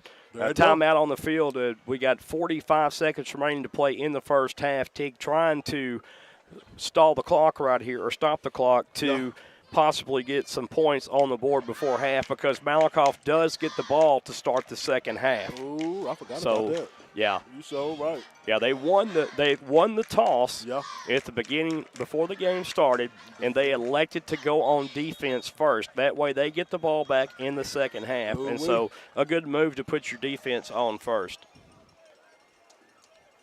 Yeah, we got a score, Grandview 50, Dallas Gateway 0, but that's no surprise. No surprise right there. Yeah, that's easy win now. They might well go to the house. Yeah, that district is just yeah, terrible. I'm gonna say it. And for the most part, yeah. But I think Whitney is going to be a good one to watch out for in that district, along with Grandview. Here we go. There's a little option play to the right. We like this one. Oh, what a hit right there! That is form tackle machine. Chauncey Hogg. Boss Hogg. Excuse me, that's Ja'Carry Smallwood, I believe. No, that's Jerrion Hall. Excuse me, number 6. Well, I tell you can't see these numbers from up here. Yeah, that was Jerrion Hall, Marcus. So he's doing it all. Yeah, he's doing it all. He says, you hit me, I'm going to hit you back. Jerrion Hall. We say Jerrion Hall. Yeah. He's doing it all. Yeah. The penalty marker did. Yeah, come from the back. Yeah, it's holding is the call. Usually, and we talk about this every week, when you see those penalties fly in the middle, it's usually a holding call. Yes, sir. 37 seconds left in the first half. Your score is 21-0. Tigers on top. And, man, it's a cat fight out there. It's been a good game so far, actually. It really has. Yes, sir. Grosbeck up on Kemp. No surprise there, 20-0 right now. That's in the second quarter with 3:19 remaining to go. Little District 8 action for you folks. Here it's 21-0, as Marcus said. Lay, the quarterback. Lay, five-step drop. Rolls left. Throws downfield, and that I tell you what, that is a great play all the way around on defense. Yes, sir. And then you had your receiver going up for it too. That's just a bang great play right there on a no call by the officials. Yeah. Also, that stops the clock with 16 seconds. They still got one more chance to get it in the end zone. Yeah, well, either in the end zone or heave one downfield to maybe get a PI call. Yeah, you're right. But they really do need to get one in the end zone. They kind of put that pressure on him that time, Joe. And the quarterback is very fast if he gets loose. Yeah, he's known to break. He is really fast. He's got a lot of speed to burn, and you've got to really have a spy on him to watch him as well. He's a dual threat quarterback. Lay back to pass. Steps up in the pocket. Almost sacked. Pulls away. Going to throw it downfield. Caught complete. Gaunt is picked up and helicoptered around at the 30-yard line. Throw your shirt off and wave it like a helicopter. Well, I tell you what, there's some hard hitting going on downfield. I've seen 2 or 3 times tonight already. These kids hitting each other, and it's a form tackle. Nothing wrong with it at all. You don't see the head lowered. It's a form tackle, picking them up, spinning them, putting them to the turf. So there's a lot of hard hitting going on right now. If you're not here actually to hear what we're hearing, then you're not seeing what we're seeing either. Whoa, that was deep. You hear me? Yeah, I hear you. 2 seconds left. Hey, I see you too. 2 seconds left, George. Teague going to call it another timeout. They got to swing this one all the way to the end zone. What they call it, the Mary? Well, the Hail Mary, but I don't know if any Hail Marys are left. And speaking of Whitney, they're at 48-6 over at Live Oak Cliff right now. So that's a team right there. You're looking at Grandview, Whitney, West, and then probably Dallas Madison. Yeah. If not, West up 42-0 right now.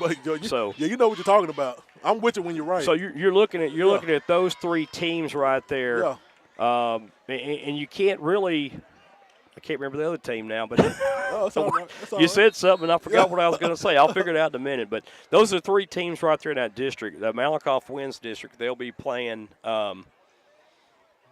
They'll be playing the 4th place team out of District 7. Oh, there you go. He's sneaky. Lay is just going to throw it out of bounds right there, and that'll end the first half here in Teague, Texas at Lions Stadium. Your number 3 ranked Malakoff Tigers on top by a score of 21-0. Marcus and I will be back after halftime. We're going to let you enjoy the halftime festivities by both bands.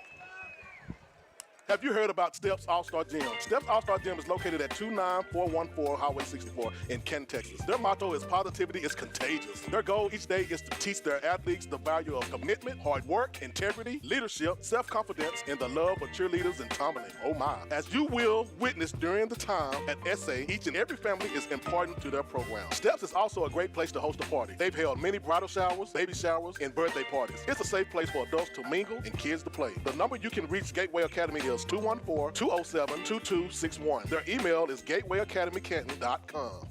Gravity Athletics in Canton, Texas is a premier sports training facility for volleyball, football, baseball, softball, and basketball skills training. They offer private lessons for all levels of athletes, from beginning to the most experienced. Everyone has something to learn with Gravity Athletics. The goal at Gravity Athletics is to provide a high-quality sports training right in Van Zant County. Their motto is all out, all game, all season, defy gravity. Gravity Athletics is located at 29418 Highway 64 in Canton, Texas. The phone number they can be reached at is 903-368-9554. Their website is gravityathleticsvbc.com. Everybody get into the game.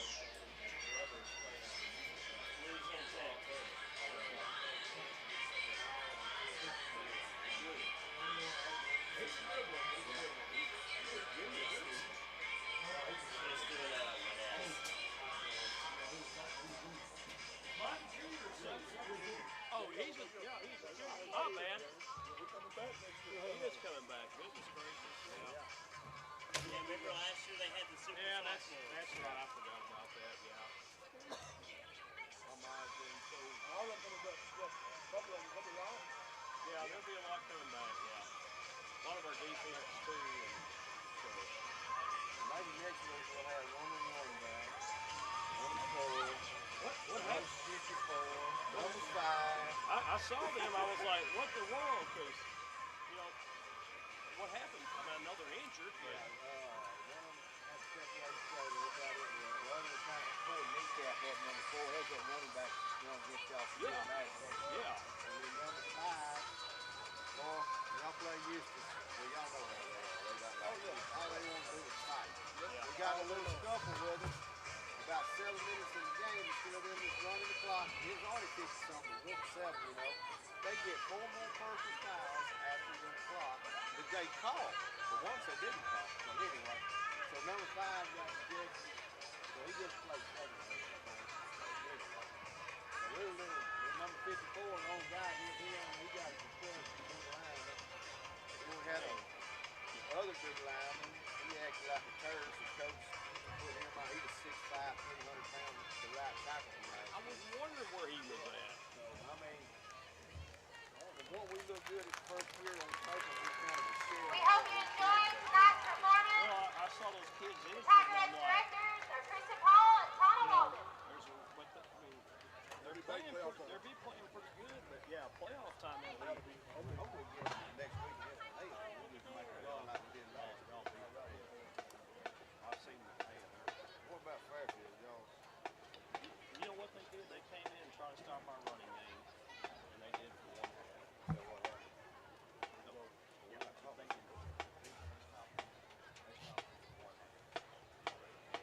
Everyone, please put your hands together for the pride of Malakoff, the Malakoff Marching Band.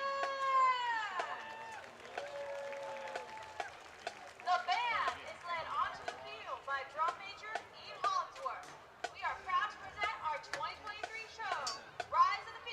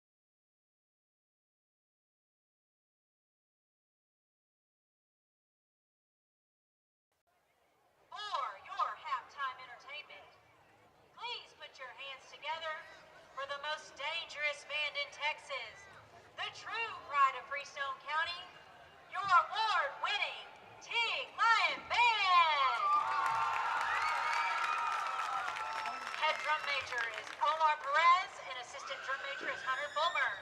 Color guard captains are Gabby Trevino and Lillian Chambliss.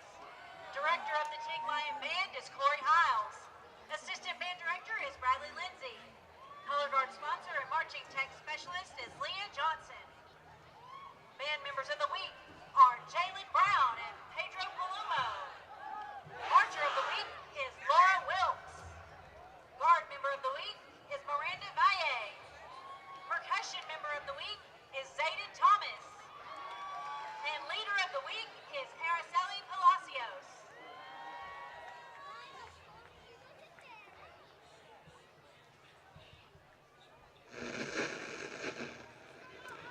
Control is 223. Control is 223.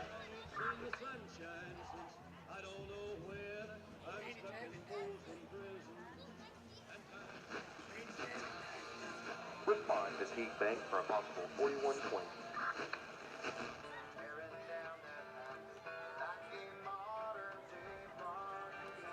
Suspect was last seen headed south on Route 265.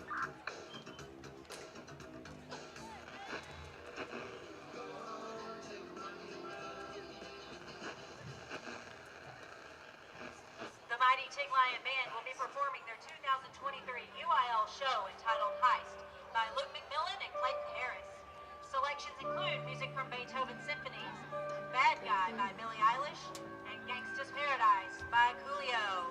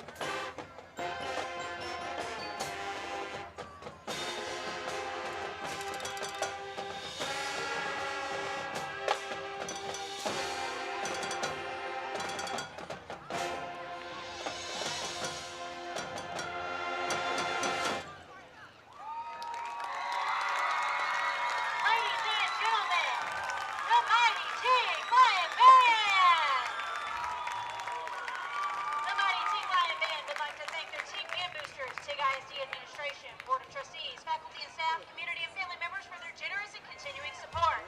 Tomorrow, the mighty Teague Lion Band and the Teague Band Boosters will be hosting the annual Teague Marching Invitational from 9 a.m. until 9:30 p.m. Your mighty Teague Lion Band will be performing at 5:45 p.m.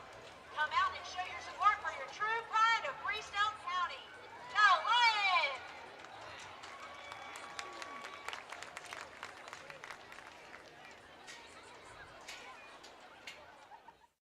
Are you tired of cleaning? Then let the pros clean for you.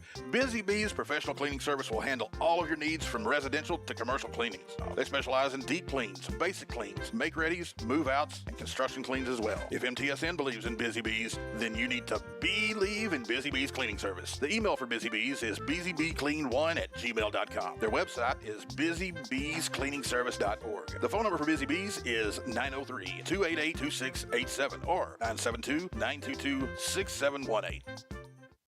Are you looking for that perfect beach getaway? Well, beat the Galveston tourist crowds and head down to Bolivar Peninsula to your secluded beach retreat when you book this 3-bedroom, 3-bathroom vacation rental home on stilts. Nicknamed the Easy Street Beach House, this bright green hideaway will put you in a state of ease with the roar of the Gulf waves just steps away from your back door, and also an ocean-facing deck. Spend your days soaking up the sun and boogie boarding. When the night falls, roast s'mores over the fire pit. Endless memories await at this Texas retreat. You can make your reservations now by going to evolvevacationrental.com. Don't delay. Book today for your getaway. The Malakoff Tiger Sports Network would like to thank Parker and Carson Street for being a proud sponsor of the Malakoff Tigers and the Trinity Valley Sports webcast this sports year.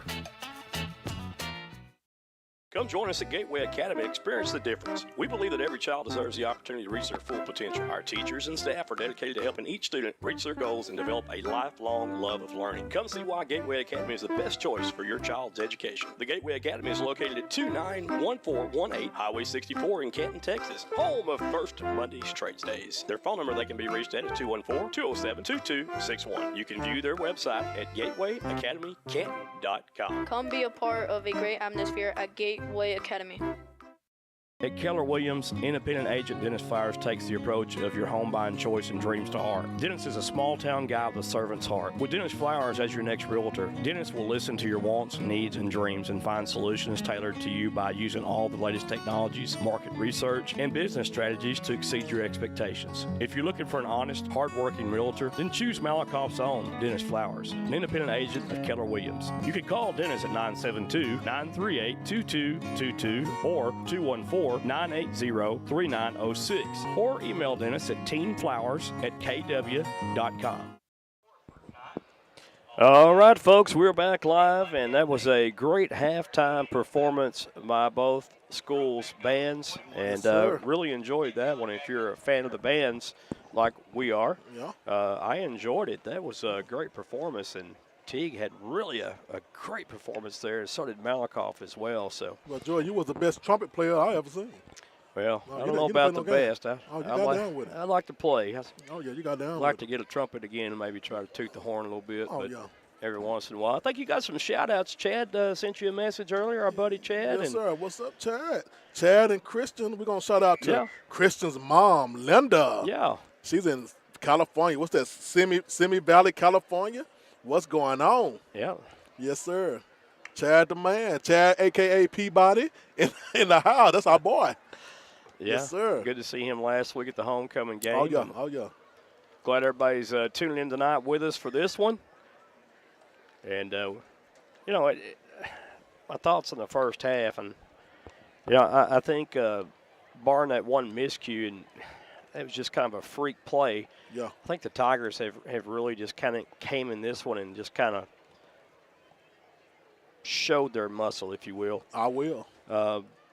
It's been a totally dominating performance by the defense, except for one play, and that was, again, I ought to call, I'm not going to say freak play, but a bit of a luck play, if you will, because young man caught that ball off a deflection, but that's some skill to that, too, because you got to have the concentration to be able to watch that ball being deflected off the defender's hands and then bring it down, and that was a great play by that young man over there for Teague, Corey Seiler. So, I mean, listen, I see Teague as probably I'm going to go out on a limb and say that potentially they can be the second-place team in this district. Now, mind you, the game's not over. And they've got some players that are out, and that's cost them a lot. And I knew that when I looked and I saw the young man, Shamar Harris, not playing, I got a bit of relief because Shamar Harris was a game changer last year, and he really ran well against the Tigers last year. And we'll see him again next year, too. He's just a junior right now, so. But, Shamar Harris, and I mean, they've got some kids that can play out here for Teague. And, Malakoff's just solid all the way around.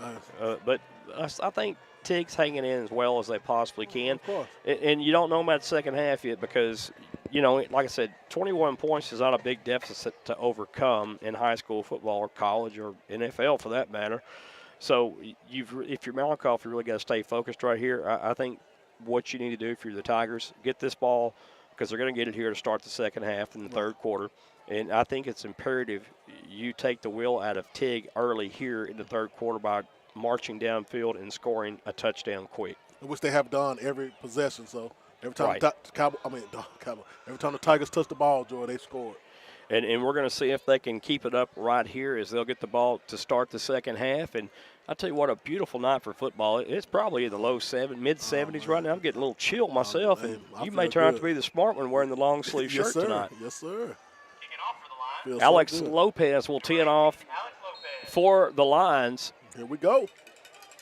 Oh, man, I smell something in the atmosphere. That's a tiger in the air, Marcus. I thought it was a chili dog, but I don't know. Might have been a chili dog. Oh, my. Hey, shout out to Neil Tarkington. Speaking of chili dogs, we appreciate those chili dogs last week as well. Yeah, Joey's still having after effects. Oh, them chili dogs, man. Tell the truth. Yeah, I'm telling you. And a whistle blows before the kick could be kicked, and there's some confusion out there don't know now what's going on. about what's going on. I'm finna tell you. Shout out to, hey, what's up, Cheyenne? Cheyenne Staggs in the house. That's my little baby. Hey. What's up, Chip? Chip Souza in the house, George. Hey, Chip. Good to see him last week also at homecoming. Yeah, he looking like he our age, George. Yeah, he looks great, man. A fountain of youth. I want some of that.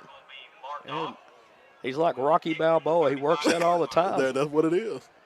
He's up there in Arkansas now. He can work out in the snow and the ice and everything else. So he's got it going. Well, did Tennessee Arkansas? I'm telling you. Well, they might have, but I don't know. We'll have to find out. What's up, Jill Davis? She said shout out to the young man with the flag, Jordan, performance. There's the kick right there, and guess who? Oh. Whoa, what happened here? Well, that's a nice defensive play on special teams is what that was. Yes, it was. Now, Studley on the return there, but, Studley is he's taking one of the house, getting the ball short early on. You'd kind of wonder if. Yeah, he usually run it back, Joe. Well, that time is a good special teams play. Yes, sir.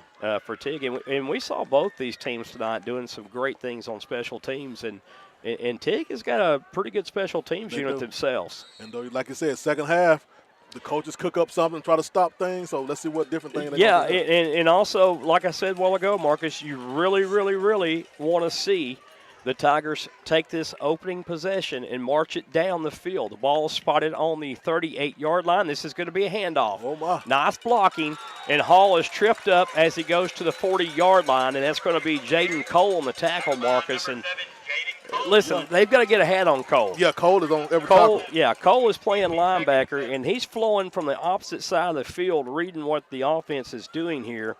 And he's making that tackle. You have got to get a hat on him. If you get a hat on him, Jerrion Hall scores a touchdown.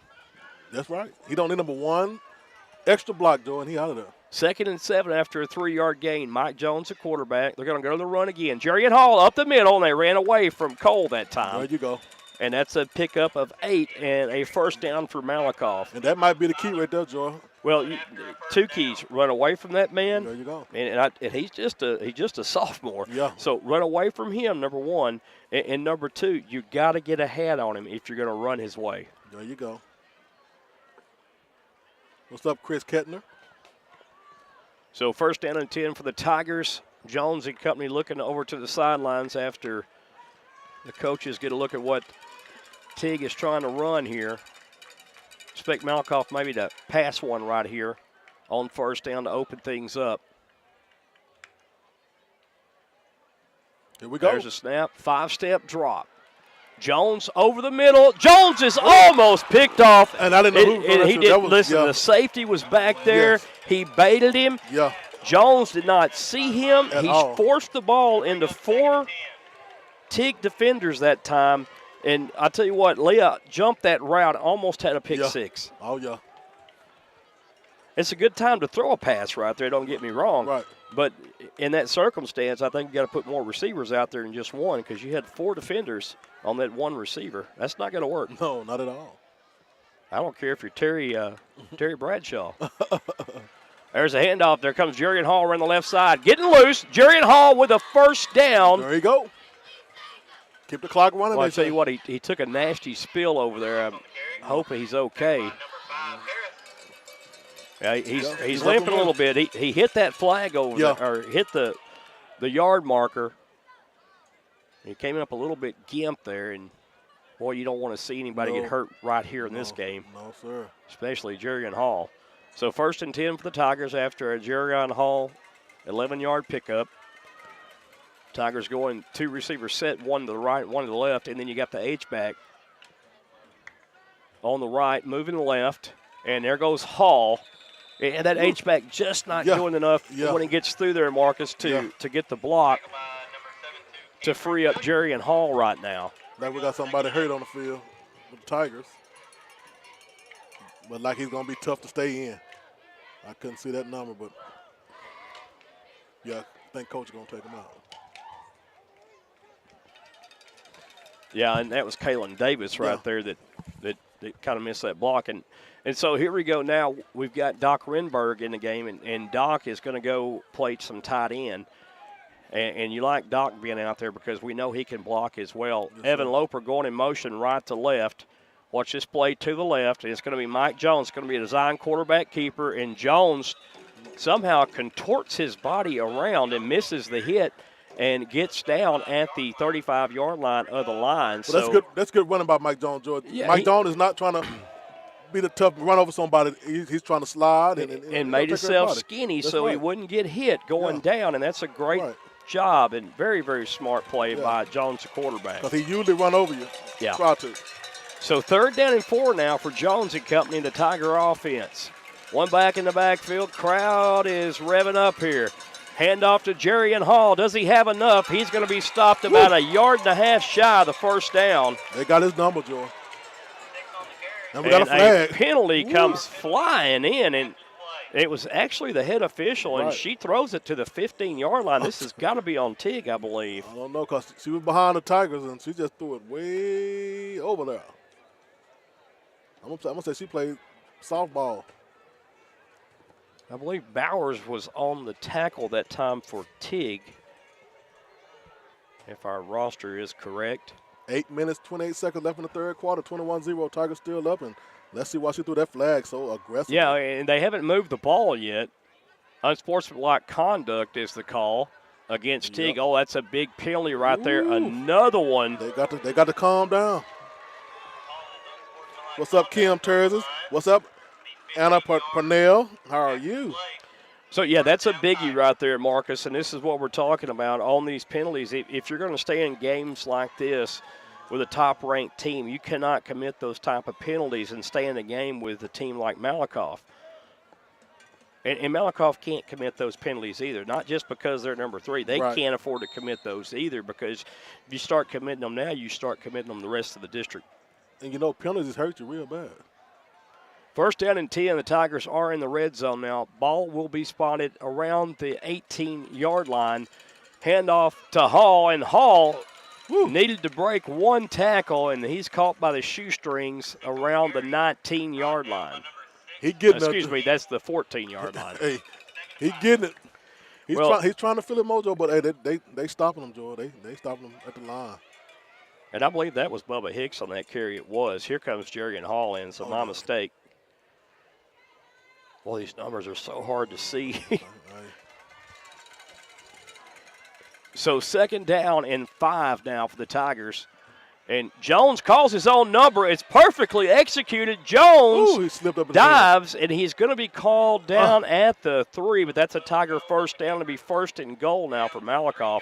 Everyone on that defense from Teague went to their right, which was Malakoff's left. They thought that Malakoff was going to run left, and Jones says, whoop, I fooled you with the play action there, and went right and almost got it in the end zone. Yeah, they brought Hall there, Joy. Everybody went for Hall, but Hall say, I ain't got the ball, but I'm Hall. And that was a great fake. He carried out his fake execution-wise by Mike Jones. Yes, sir. You know, he put the ball right in the bread basket, pulled it out, and boom, almost had to score. Yes, sir. Ball spotted at the 4-yard line. Hand off to Hall. Hall to the right. Hall in the end zone. Walk the dog. Touchdown one more time, Malakoff. Gary Young, the phenom. Yeah, you like to see Hall getting in the end zone right there. Yes, He's sir. worked so hard on this drive, and, man, he finally gets in there. And 27-0 our score with 7:03 left to play in the third. And Joy, he might be a little ready, but like I said, I still see a little limp in his walk. But Yeah, it's a cool night too. So you know, on these nights like this, you got to worry about those old hamstrings and quads too. Oh yeah, and the cramps. There's Boswell's kick, plenty of distance, and it is good. It's in there like swimwear. 7:03 left to play in the third quarter. It's now your Malakoff Tigers 28 and the Teague Lions 0.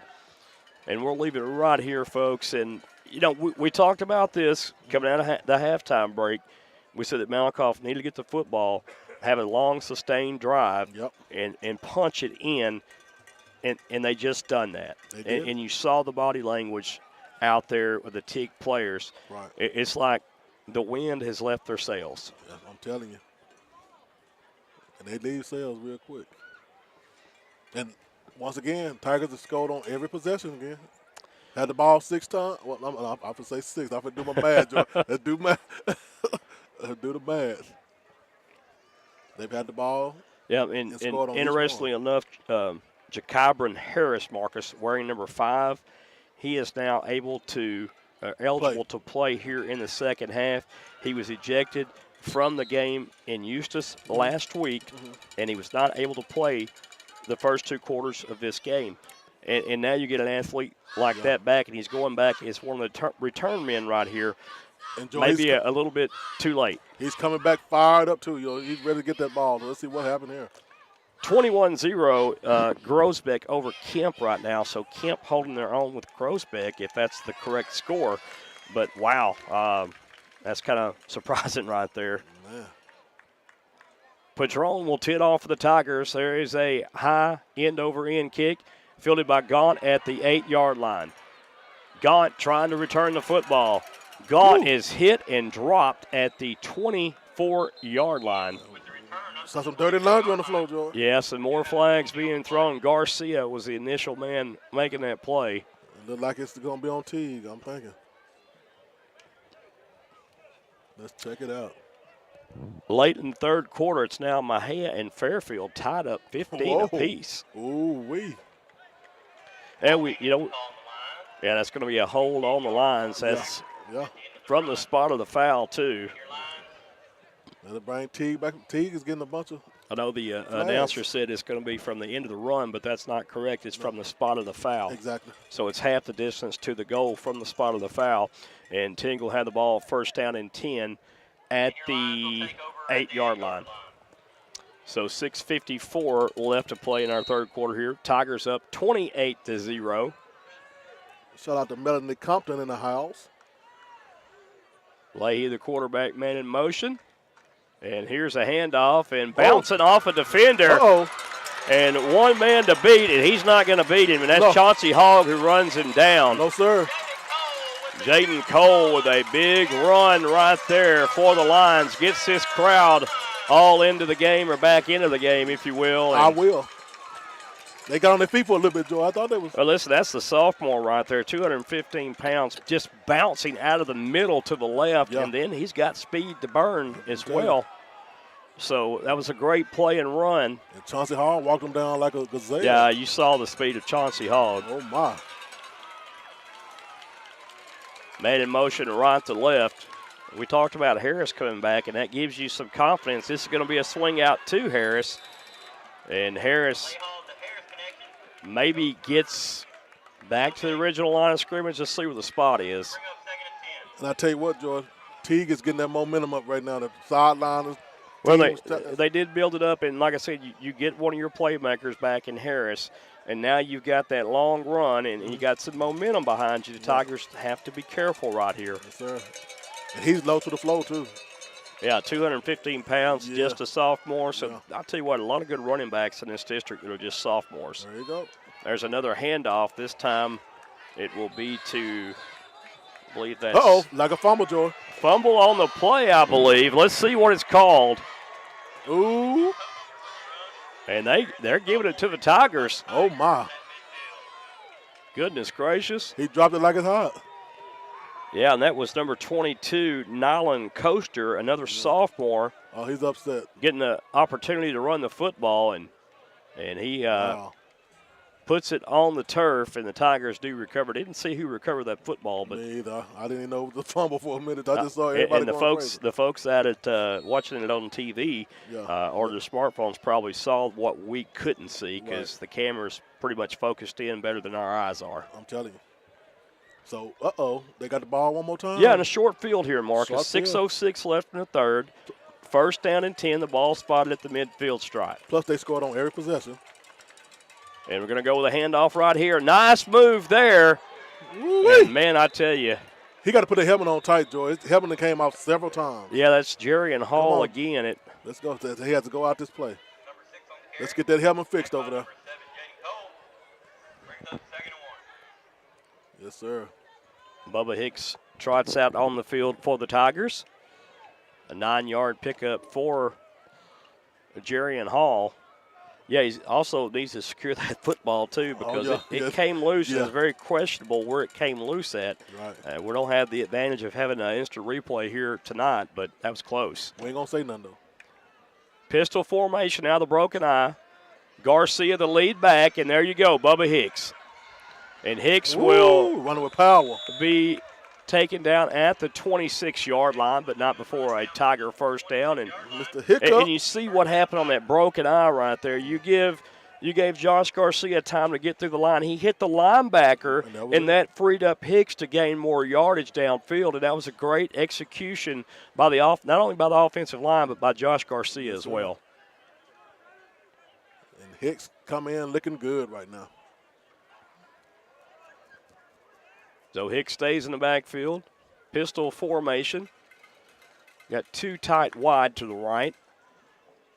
And there's the double reverse again. And Chauncey Hogg. And Hogg bouncing around, twirling, and everything else to get a hard-earned 4 yards on that run. I'll tell you what, Joe.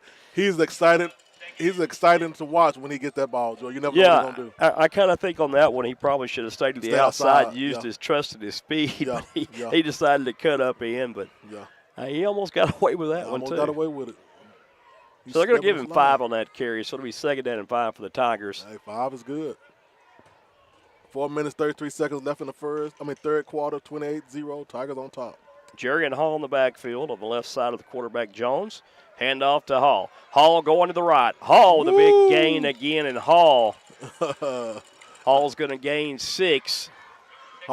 Hey, Hall know how to find that hole, Joe. He'll squeeze in that one. Well, I tell you, he does a great job. We talked about making themselves skinny, running backs to avoid the hit. We talked about Mike Jones doing it. He made himself like that as well.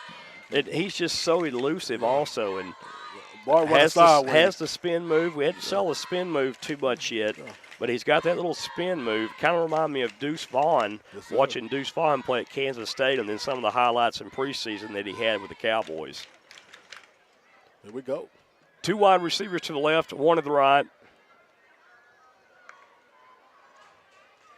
Jones rolls left, looks downfield, just tosses it left. Oh, my. Watch that. That was Pat Mahomes right there. That was Pat Mahomes. Yeah, that was Mahomes and his crew there. Yeah.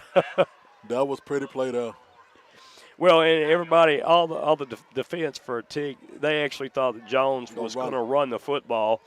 And then he just dumps it off at the last minute, and the Tigers were able to get another first down. I'll tell you what, Joy, Driscoll is coming out the good stuff on the before the playoff, Jordan. Yeah, listen, but it looks good. I don't know how much that is of Driscoll or improvising by Mike Jones. Yeah, it might be. Yeah. I mean, he could have a little improvisation there. For sure. Hope I got that right. It's late. Hey, if you didn't, they don't know. There's a handoff. Jerry and Hall. Spin. There's the spin move, and he's going to be in the end zone for the score. Yeah. Gary on the phenom. And the Teague fans are finna walk out, Joe. They said, let's go to the house. Well, I tell you what a move right there. He was hit. You thought he was going to be stopped. He spun off the hit, and this waltz is in the end zone for the Tiger score, and now it's 34-0.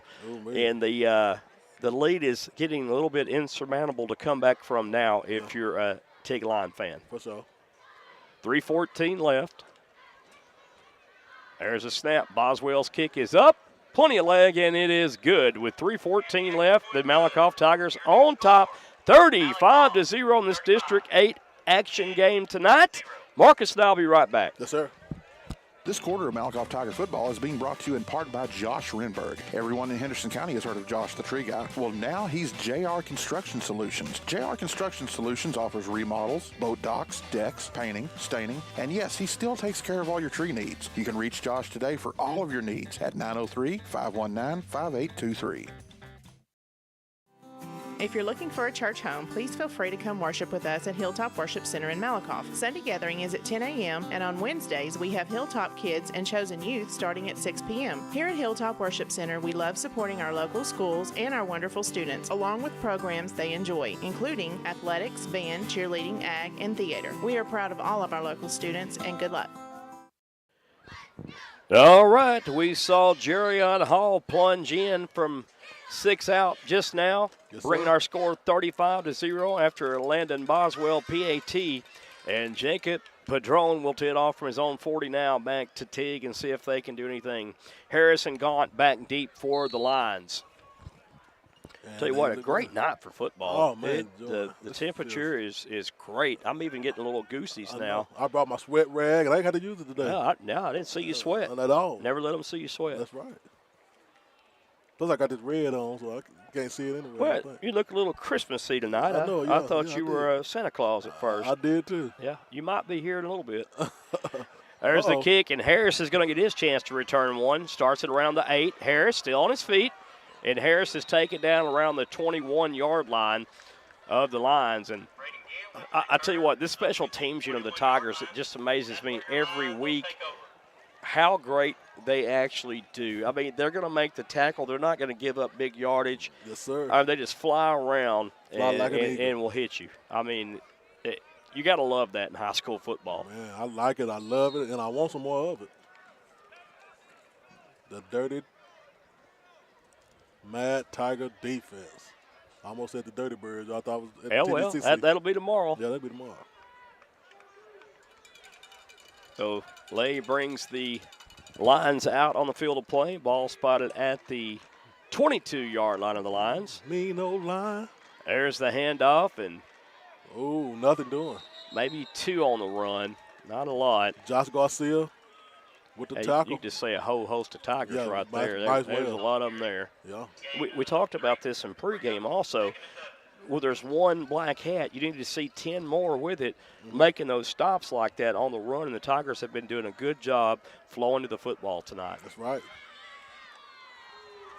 And pursuit to the ball, that's what they take.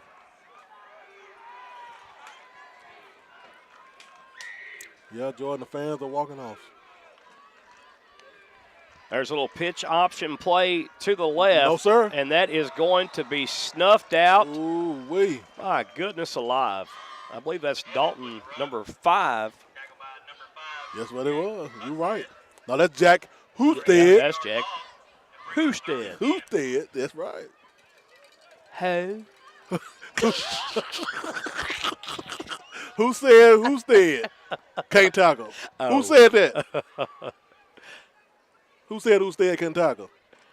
Yeah, that was a good one right there. He kind of grabbed him like an old steer and tossed him to the ground, didn't he? Yes, he did.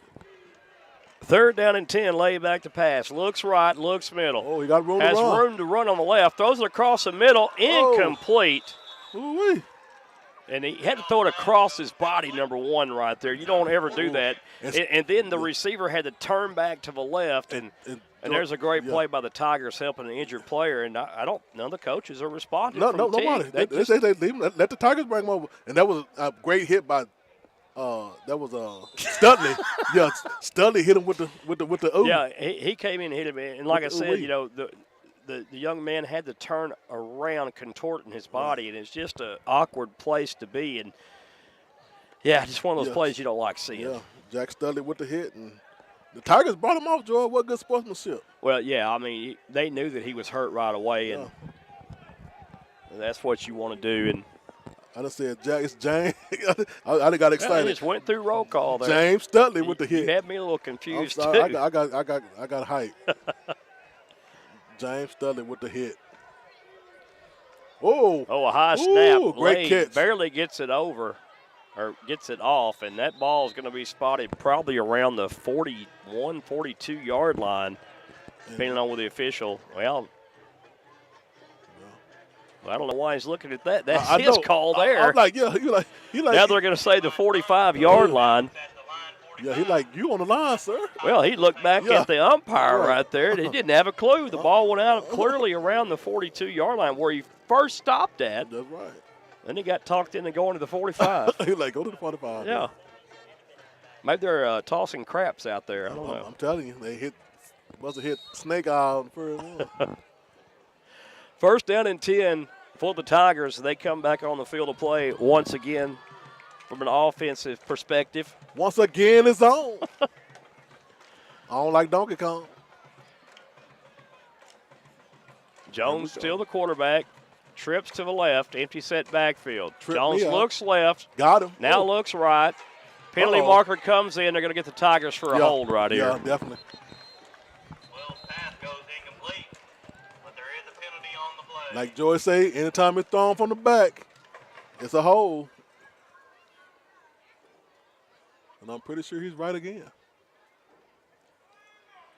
Yeah, I think you had that young man, number 51, barreling in, and one of the Tigers got a hold of him. And On the field is a holding by the that was Tigers. Alex Perez that was Right held on the play. It is holding, 10-yard penalty. Holding again.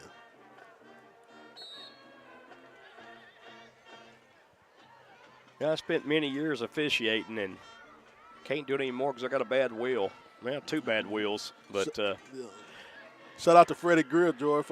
He say from a Hale Sports Network. What's up, Doc? Freddie. One Freddie. of our cohorts down the road there. What's up, Freddie? There'll be a handoff, and this time, great defensive play made by the Teague lines up front. That was Bubba Hicks on the carry. No, that was Lopez, and also number 2, Tylen Randall. Yeah, Tylen Randall in there. Randall. Yeah, you're right, Joe. So second down and a long ways to go for the Tigers now. In a short time to get there. Maybe a screen pass right here, you know. Uh-oh, he's going on. Jones rolls to his left, throws downfield, has a receiver, Got caught complete. Got him with the shake. Back to the original line of scrimmage and fights for a little bit more after that. I love it. These Tigers are exciting, Joe. Well, you get more than half back there on that play, and it gets the Tigers now in a manageable 3rd down and 7. Yeah. Couple of scores to pass along. Grows back up on Kemp in the third quarter, 28-0. Mahia and Fairfield knotted up at 15 apiece. Man, that's a good game over there. That's a good game over there. I've told everybody that'll be the end of the third quarter here from Lions Stadium in Teague, Texas. Your Malakoff Tigers up 35-0. We'll be right back to start the final stanza of this ball game. King Roofing and Solar of Gun Barrel City, Texas is a family-owned and time-tested business. They are specialists for all your roofing needs. When you hire King Roofing and Solar, you get a GAF Master Elite Residential and Commercial Roofing contractor that you have access to with a lifetime limited warranty. The best coverage in North America. Did you know that only 2% of roofers are GAF Master Elite contractors? Well, here at King Roofing and Solar, we are the GAF Master Elites. For all your residential and commercial roofing and solar needs, give the championship team of King Roofing and Solar a call today at 903-880-1113 or email us at www.kingroofingllc.com. Don't forget, if that big storm comes up and makes a mess, call the best, King Roofing. We're back, Joey. This will be the last quarter right here, man. 35-0, and the Tigers are doing what they do. 35-0, and Yes, this sir. fourth quarter is brought to you by Spanky Septic. Ooh, Spanky. Can you smell it? Speaking of Spanky, Talk to me. 35-0. That's a little spanky, ain't Yes, it? it is. A real spanky. Got another area score to report on. This is in Class 4A Division II. Henderson 20, Athens 16 in the third quarter with 8:46 left to play in the third. So the Hornets trying to keep the mojo alive over in Athens at Bruce Field. Third down and 6 now for the Tigers. Going to be a bubble screen. That's Chauncey Hogg. He eludes one would-be defender, cannot get away from the rest. That was Quincy Jones. Not the real Quincy Jones, but Quincy Jones. It's going to bring up 4th down and 3 right here. You know, I go for it. I'm going to go for it too. I mean, at this point, I'm going to go for it again. And you got the ball here on the near side hash towards the press box. And if you're at home, it's the closest to you. Right. Maybe run something to the wide side of the field, maybe what you were calling earlier. Exactly. You know, no one's second guessing anybody here. You know, Marcus has just been saying, hey, run that jet sweep to Chauncey, and that's a good idea right here. Right. And that, I think speaking of good ideas and running plays, Coach Driscoll and company is going to call a timeout. We're going to keep it right here to talk about what they're going to run here on 4th down and 3. Jet sweep is in my head. Yeah. Option. You know, whatever you're going to go to the longer side of field, which is the right side, Joey, with the option. On the right side, That's the right side, yeah. Yeah, you had to kind of turn in Yeah, I your had to seat turn. there Yeah, I had to turn. figure it out. That's the right-hand side. Yeah. Yeah. You can't do 2 rights and 1 left. I'm trying to tell you. Or 2 lefts and 1 right either. Yeah, 2 left don't make a right. 11 minutes, 17 seconds. Tigers want to think about it, Joey, because they may have this situation in the playoffs, to see. And this is, up 35-0. Right, still. You want to think ahead, and you want to treat and handle this like maybe it is a playoff game. Exactly. And you need this to still salvage the rest of your season or what remains of it in the playoffs. And this is where it comes down to what I call crucial play calling in big games. Yes, sir. You want to see what you're made of, what the kids are made of right here. And here we are. Tigers. Well, I'm going to tell you right now that you've got that wide side of the field for about 5. Yeah. Now the corner's going over there. Let's see. This could be a little chess match right here. Because now what you can do, Marcus, is you can take Mike Jones and follow Bubba Hicks, I believe, who is out there to the right side and pick up that first down. They got 3 seconds on the play clock. Jones is going to pass. Throws one to the right side. Wide open. Oh, no. Oh, my goodness. Oh, hit him right in the hand. Incomplete. Jones's pass goes incomplete. Oh, my. It'll be turnover on down. Who was Your that? Lions will take over. Oh, hit him right in the hand. Wow. That's Parker Poteet right there. Oh, my. Yeah, and that's one of those plays where he's just going down the sideline, and the defense is in zone coverage on that backside. They didn't really roll the safety over to help too much with that pass. Parker Poteet flashes wide open. The pass was there, and he just couldn't come down with it. And that was a great read by Mike Jones right there. Too bad they couldn't get it complete. So the Lions will have the ball 1st down and 10 from their own 38-yard line. 2 backs in the backfield. This will be a handoff. Nothing doing. And the Tigers rack and stack that one up for no gain. Rather than dazzle. Harris on the carry for no gain. To bring up 2nd and 10. Yeah, Harris trying to get some momentum going for that Teague running game, and, just can't get it going right now. Can't get it. Can't get right.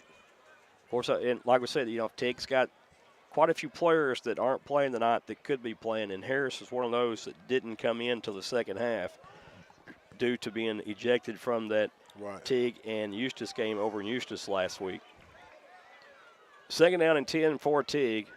Leahy calls his own number, and that's really not where you want to run him at. No, through the middle. He's better suited to get him outside, rolling outside, and letting him use his legs.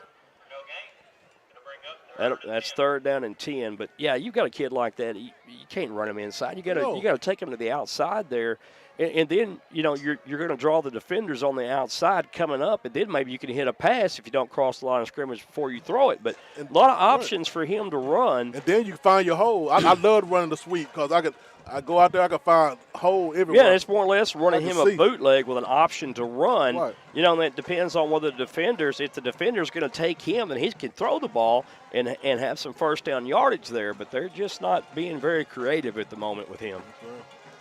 Third down and 10, Lay the quarterback. They're going to the looks right, pump fakes. Uh-oh. And he just throws it away. Has to. Great coverage on our near sideline here by Chauncey Hogg. You're not going to get by Chauncey Hogg. No. And that was intended for Tylen Randall. And listen, Randall's 6'4". No. And he wasn't – Chauncey Hogg wasn't going to be denied that. No. He said, you're not going to push me. I've got you. And didn't let him get by. Well, like Mr. Powell used to say, he just tall, that's all. Yeah, he just tall, that's all. That's right. So it's going to be fourth down. Looks like Leahy and company will punt this ball away, and Chauncey's trying to shade over towards our near sideline. Chauncey said he know they're going to kick it out of bounds, so he's trying to get that ball. He won't want him one back. Oh, there's the punt. He's not going to have a chance, and that ball should be marked out at the 43-yard line. Let's see where they go.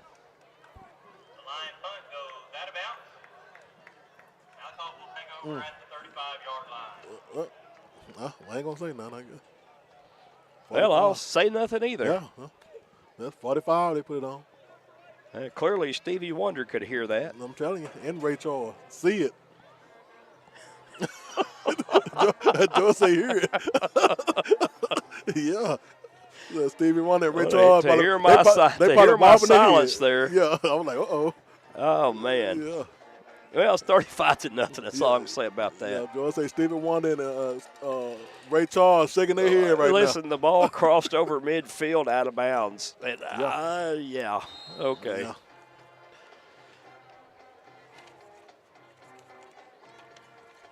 Man in motion is Hogg.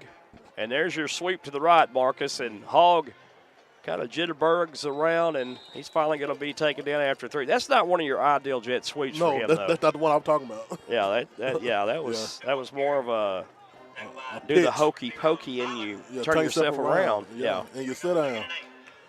A gang about 4. And they're running the clock off, too. So yeah, just kill the clock. About to go under 9 minutes to play here in regulation. And our score 35-0, Tigers on top. Just joining us, it's been Tigers all night. Pitching another shutout here in district play. Tick-tock goes the clock. Second down, 6 to go. Handoff. Nice run and a first down. Well, I tell you, Joe, he never gives up. He drags a couple of people with him. That was Bubba Hicks right there on the carry. Yeah, Bubba, he's a hard runner. Yeah, I love watching both of these backs run. They each have a different style of running. And Bubba, when he gets to the outside, he's got a second gear to him also that you might not think he does, but he's fast. Yes, sir. Now 2 backs in the backfield for the Tigers. It's going to be Garcia and Hicks. And out of the gun, Mike Jones. Here we go. Going to hand this one off to Garcia. And Garcia going around the left. Penalty marker comes flying in. And yeah, that might be somebody got the business on that one. Yeah. Yes, that's going against Malakoff. There's actually 3 markers down on the field, and they just had there may be offsetting penalties here. They had a flag fest, I can tell you that. Oh my! Well, I know the head linesman didn't see that because it was over here on the left side. I think he just threw it to get some arm exercise in. Maybe. Yeah, he probably a little stiff. Yeah, if he's got that good eyes, he must eat a lot of carrots. I'll tell you, in 2020 vision. That's a bad guy there. Right now, Joy, this game is. He's over in parade pretty much rest over. now. Oh, yeah, he in parade rest. He chilling. Yeah. Yeah, he got his hand in the back. He think it's an easy game here. First down and 20 for the Tigers. 7:41 in rolling here. Man in motion is Loper. And back to pass. Over the middle. Wide open. Caught. Complete. Got him. And that's a great play. That's just what you wanted to see right there. The Tigers going over the middle. That's what the doctor ordered. Brought down by Zach Leahy. And that's our buddy down there's nephew, Evan Loper, with that's a big Loper. catch right there, showing he can go up there and grab him in traffic. They call him Lope Dog. Lope Dog. Yes, sir. Shout out to Damian Jackson in the house, without a doubt. Tigers have a first down, the ball spot on the 35, 2 backs in the backfield. There's the There you go. handoff. And there goes Hicks, following the wall blockers. Kiss him goodbye, mama. He is gone to the house. Oh. Touchdown, Tigers, and a penalty marker comes flying in late. Don't tell me. Don't tell me that. That is a late flag. That was a 35-yard touchdown run, blocked perfectly, but I don't know what happened. might have been too well blocked on that one with the penalty marker coming in. You're on the far right side. Something happened. And they're spotting it at the 30, so it's going to be a spot foul, I'm sure. Man, oh, man. They're going to call it holding against the Tigers. And wow. Well, it couldn't be right there, Joy, because it was – we was waiting on the flag. Yeah, and the flag was late, too. Back on the 10. Yeah, they're going to say it's holding against the Tigers. Wow. I have a problem with that. Number one, the flag was thrown after the young man was in the end zone. If you saw it that fast, you have to throw the flag immediately. I smell something. First down and 15 now for the Tigers. And it smell fishy. Well. Well, says the bell. The fish is the smell. I'm telling you. Yeah, the Tigers out there. Yeah, Tigers just say, well, we don't run the clock down. Yeah, 7 seconds on play clock. They better come on, though. 6:26 left. They got to get it off here. Get it. They're going to delay a game. Oh, they got it. There's the handoff, and Hicks to the right side. Hicks trying to bust to the outside, and a nice defensive play made. And no, here comes another flag. Oh, my. Well, 1 step forward and 3 steps back. Here we go. Let's see if it's on us again. Well, you hate to get to this point in the game when there's really, yeah, and you've let them play pretty much the whole first half, and now you want to throw your flag. When it's time to go to the house. Personal foul. Oh, Tigers, what are you doing? The game is over, guys. Personal foul penalty is called on the Tigers. And what you got, Joy? You got a bunch of back talking out there, Joy, and they just, Malakoff dropped into the top. Listen, I don't know what the personal foul was called on or who it was called on, but unsportsmanlike conduct is if you hear something that you don't like, you could call, or if it's taunting or something like that. But man, that's kind of ticky-tack to me. I'm trying to tell you. So we're like second in eternity. Yeah, it looks that way. Wow. I think second and 40 yards to go. More than that. Here we go. 30 yards to go. Jones back to pass. Jones tosses it over to the sideline. And a gain of around 8 on the play. So 3rd down and still a long ways to go here. Jones's pass is completed down to the line 48. Brings up 3rd and long. 3rd and long, but hey. Tigers might take this one in. Well, I mean, you've got 35, but honestly, that should have been 42. And what can you do, though? They're on the field, we're not, but I just don't believe throwing a flag that late. Right.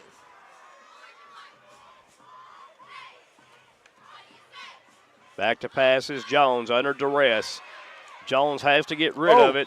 And misses Hicks, who was wide open. Yeah, I thought that's who he was going to. And now the Tigers will punt this one here.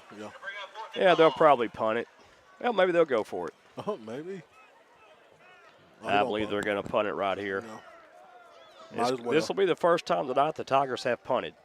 This be the first one. Yeah. Shout out to Aaron Scott. I know him. Do you know him? I don't know. I think do we know him? I think we do. Seems like I hadn't seen him in a month of Sundays. Yeah, I ain't seen him in a long time. But that's our boy, though.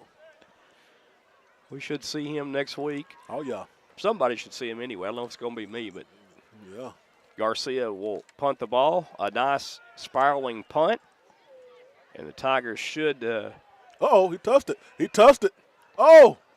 Well, the Tigers should have that football if Let's it did touch Teague, and I think it did. It did. It did. Let's see what they say. Well, they probably. I don't think they saw what we saw. Oh, well. Tiger punt is down at the And the ball will be. yard line, and that's where your Lions will take over. Lions will have the ball at their own 24-yard line. Yes.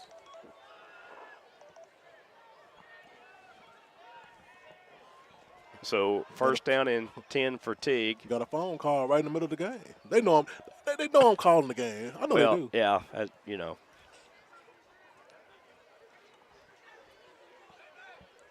What's my hours? Friday and Saturday. It's fun. It's funny because you know we can't. I mean, you can keep up with it more than I can on social media, but you can't really answer the phone or answer text or instant messages or nothing like that. Boom! Ooh, goes the boom. There's a completed pass, and Gaunt probably wish he didn't catch it. Chauncey Hall right there in his face. Yeah, the Tigers defended that well as we go to 4 minutes and 25 seconds left to play in regulation of this one. The Tigers still up 35-0. And the clock is tick-tocking. Tick-tock go the clock. Second down for the Lions. Lions 2 wide receivers to the left, 1 back in the backfield. Back to pass is Leahy. Leahy looks to pass, throws one over the middle, incomplete. Garcia was in coverage, but Gaunt had him. He had him open. Yeah, he was open there. Hit him in the hand. You got to catch it. Oh, we got another flag, Joey. Oh, man. Well, let's see who this is on. They going flag happy, ain't they? It's holding against Teague. I think you. Soldier rag out here. That must be Master P out here or something. Oh, they soldier rag. Holding is the call on the line. Ooh-wee. 10 yards will be marked off. We ain't going to never go home. It doesn't look that way, does it? And this time I really say, ho. Ho. Oh. I'm going home. We're not going home. I want to go to the house. Any more of these flags come out, we might start just packing it up, buddy. I'm going to tell you. I won't have no more of this. I'm telling you. Man in motion's gone. Leahy looks middle of the field, surveys, throws down the middle. Wide open. Gaunt's wide open. Uh-oh. No one has him. Uh-oh. And a nice play. Yodelay. With the pass. Well, the Tigers were in soft zone coverage right there. And pay the price for it. And, yeah, they just ate him up with that. Rob Peter to pay Paul, they say. Man, oh, man. He was open like the Red Sea, wasn't he? Nobody there. Yeah. Somebody forgot to cover. Yes, they did. That was that slant again, Marcus. That's what we said. I don't know. Gaunt rolls out under duress. Oh, that ball quick. Gaunt is eluding. Just going to throw it away throw it to the other team, sidelines. Well, I tell you. That ball be squirming, don't it?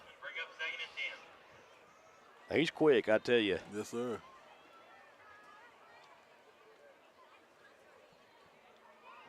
Man, oh, man. Second down and 10 now. You know, that time on that particular play for the quarterback for Teague, I thought maybe if he ran, he probably gets the first down, maybe a little bit more on that. Yeah. Well, you got Chauncey Hogg over there, too, so, you know, maybe not. Man in motion right to left. Going to look left under duress. And boy, you ain't going to catch that jackrabbit. Pass downfield is caught incomplete. A beautiful play. Well, they're catching them now, though, but it's a little bit too late. And that was gone again on the catch. And they call him Gant. They trying to say the name is anyway, Gant. Gant, but it looks like G-U-A-N-T. I'm trying to tell you, I don't know. He's saying Gant. Well, we'll call him Gaunt. Yeah, we'll call him what we want. Yeah, that's right. No, we apologize. We apologize because really we can't call him what we want. Yeah. But he's Gaunt. We'll call him Gant, I guess. Yeah. I don't want to make any mamas mad or nothing like that. So I thought it was Gaunt because that's how it's pronunciated. And the guy up in the box may be saying it wrong too. I don't know. You never know. Leading back the pass. This is where you got to contain. Pass over the middle, and tell you what, they get Gant is turned into a one-man wrecking crew. He's saying, "Feed me the ball." Yeah, you got to wonder now why Teague didn't decide to just do this earlier. Yeah. Now they want to call timeout and say, "Coach got to call timeout now."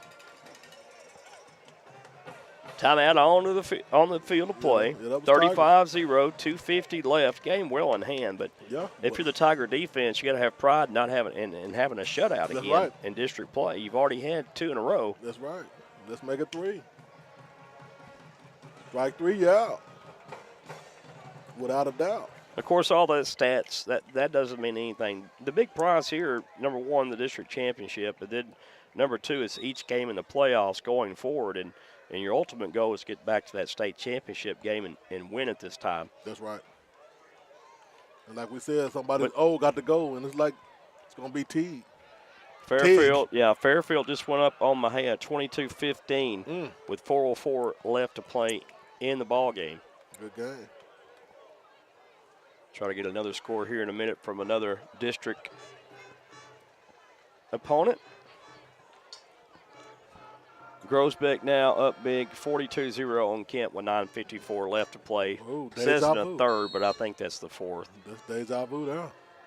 Lay in the backfield, 2:50 left in the ball game. Oh, he jumped outside. And that's a bit of a false start. A whole bunch of people jumped.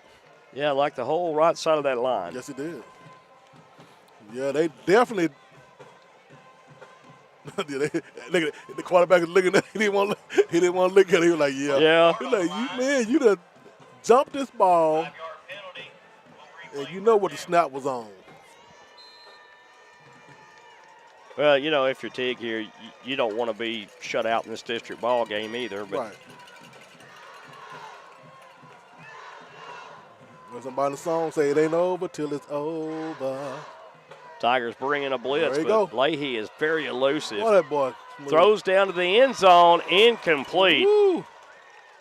But good play, though. Oh, no, they got a flag. And now a penalty marker. Why is it so late? Why is it so late, though? Yeah, I don't really know here. They're killing me. Another penalty thrown here. Let me guess. That might be on Teague. There you go. All right, they're saying this illegal forward pass against the quarterback. He passed the line of scrimmage. Gotcha. But, I'd have to go back home tonight and look at that. I really don't think he did. No, he was in the right position. It'll be second down now and 20 yards to go for the Lions. 2:43 left to play in this fourth quarter. Lay back to pass again. Throws one down the seam, incomplete. Wow. Yeah, you've got the defensive ends coming pressure on both sides, but you've got nobody in the middle coming up to keep Leahy from escaping that. And that's where your front two there is going to have to come up. Right. And listen, he is lightning fast. I don't know why they haven't used him in a different manner tonight, but it's not my job to question it. But from my standpoint, my vantage point, I could use him in a lot of ways. Yes, sir. And he would be dangerous. The boy can play a running back if he needs to. Lay it back to pass. Steps up in the pocket, throws downfield and incomplete. Yeah, that time he just didn't set his. He just didn't set up. He took a big shot there, and now it's fourth down. And if you're the Tigers, you really want to try to. You really want to try here not to let them get the first down. Right. So fourth down and 20.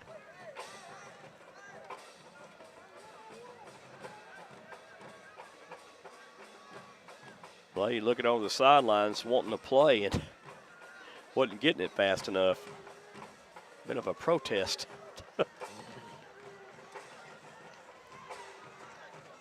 So 4th down and 20, 2:33 remaining to go. Malakoff bringing the house. Pass downfield, caught incomplete to Gant. And he is strip ball. Dropped at the 19-yard line. And that won't matter because that was 4th down. So. That's right. Hey, they did it. They shut it out, Joe. I'm pretty sure he's going to run the ball, Joe, and he's going to kneel. Yeah, I think a couple running plays here and at least one first down, you can just take it to the house. That's right. Well, we're going to take it. Literally.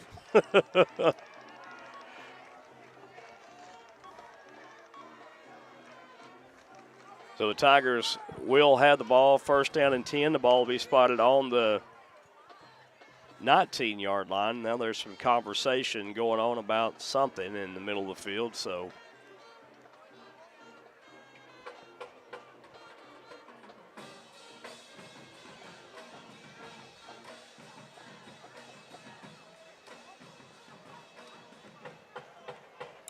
What's going on out there? Well, another personal unsportsmanlike conduct. Joe, right here, I would take the starters out right here, Joe, and just because they're getting a little rowdy out there. Unsportsmanlike conduct penalty on line. 15 yards will be. Well, listen, if you're the Teague line coach, you've got to pull your troops in and talk to them here too. Right. I mean, this is showing that. They're undisciplined. Well, and like last week, like you said, you got one kicked out. He can play. He can play on the second half. You can do the same thing here and mess it up. You've got to have discipline. And if you're Malakoff, you need to avoid getting into any altercations right here as well. Exactly. Because if you get ejected, right here, you can't play. You can't play the rest of this game, number one. And number two, you can't play to the second half of the next game. That's no good. It looks like the Tigers may go into kneel position. Big back formation here. Going to be a toss to the right. Oh, and Hall was almost gone to the races. Almost gone. Ooh-wee. He almost hauled butt that time.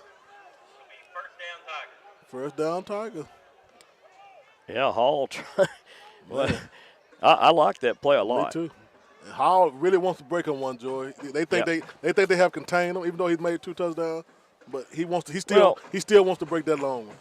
Yeah, I mean, you as a running back, I can understand that. I mean, wasn't a running back, but I can understand his mentality on that too. There's another handoff, and Hall is going to be stood up after a 5-yard pickup. It'll bring up 2nd down and 5 for the Tigers. And look like Coach still want to run them. They go to clock going down. Well, listen, you really don't have to probably run another play. Well, you need to kind of run one here. One more play, and that'll be it. Well, if you get the 1st down, that's it. You can just take a knee. And you can milk this clock all the way down right here. So that's what they're doing. Tigers will go to 7-0 on the season. Yes, sir. 3-0 in district play. Another handoff to Hall, and Hall still fighting for his yardage. Hall trying to get through there, man. And that's a 1st down for the Tigers. I guess that was Hicks, that was Bubba Hicks. Excuse me. We sorry. Yeah, I'm trying to find a number there, and my eyes are bad. So another 1st down, that'll be all she wrote probably. Yeah. Well, the Tigers do have to snap it one more time. One more time. And that'll be the end of the line. Yeah, they can just take a knee right here. Yeah. Well, folks, the Tigers will be at home next week against the Eustis Bulldogs. And that kickoff is at 7:30 p.m. at Tiger Stadium. And Marcus and I more likely will be there next week. Yeah. And if you want to watch some college football tomorrow evening, 7 o'clock p.m., we'll be down in Blinn. That's right. For the Trinity Valley Community College Cardinals versus the Blinn Buccaneers. And for everyone who's been a part of this broadcast, I'm Joey Snowden for Marcus Dow. Jonathan Snowden and Mason Neal bidding you farewell and good night from Teague, Texas. 35-0, your number 3 Tigers do it one more time, folks. We'll see you next week.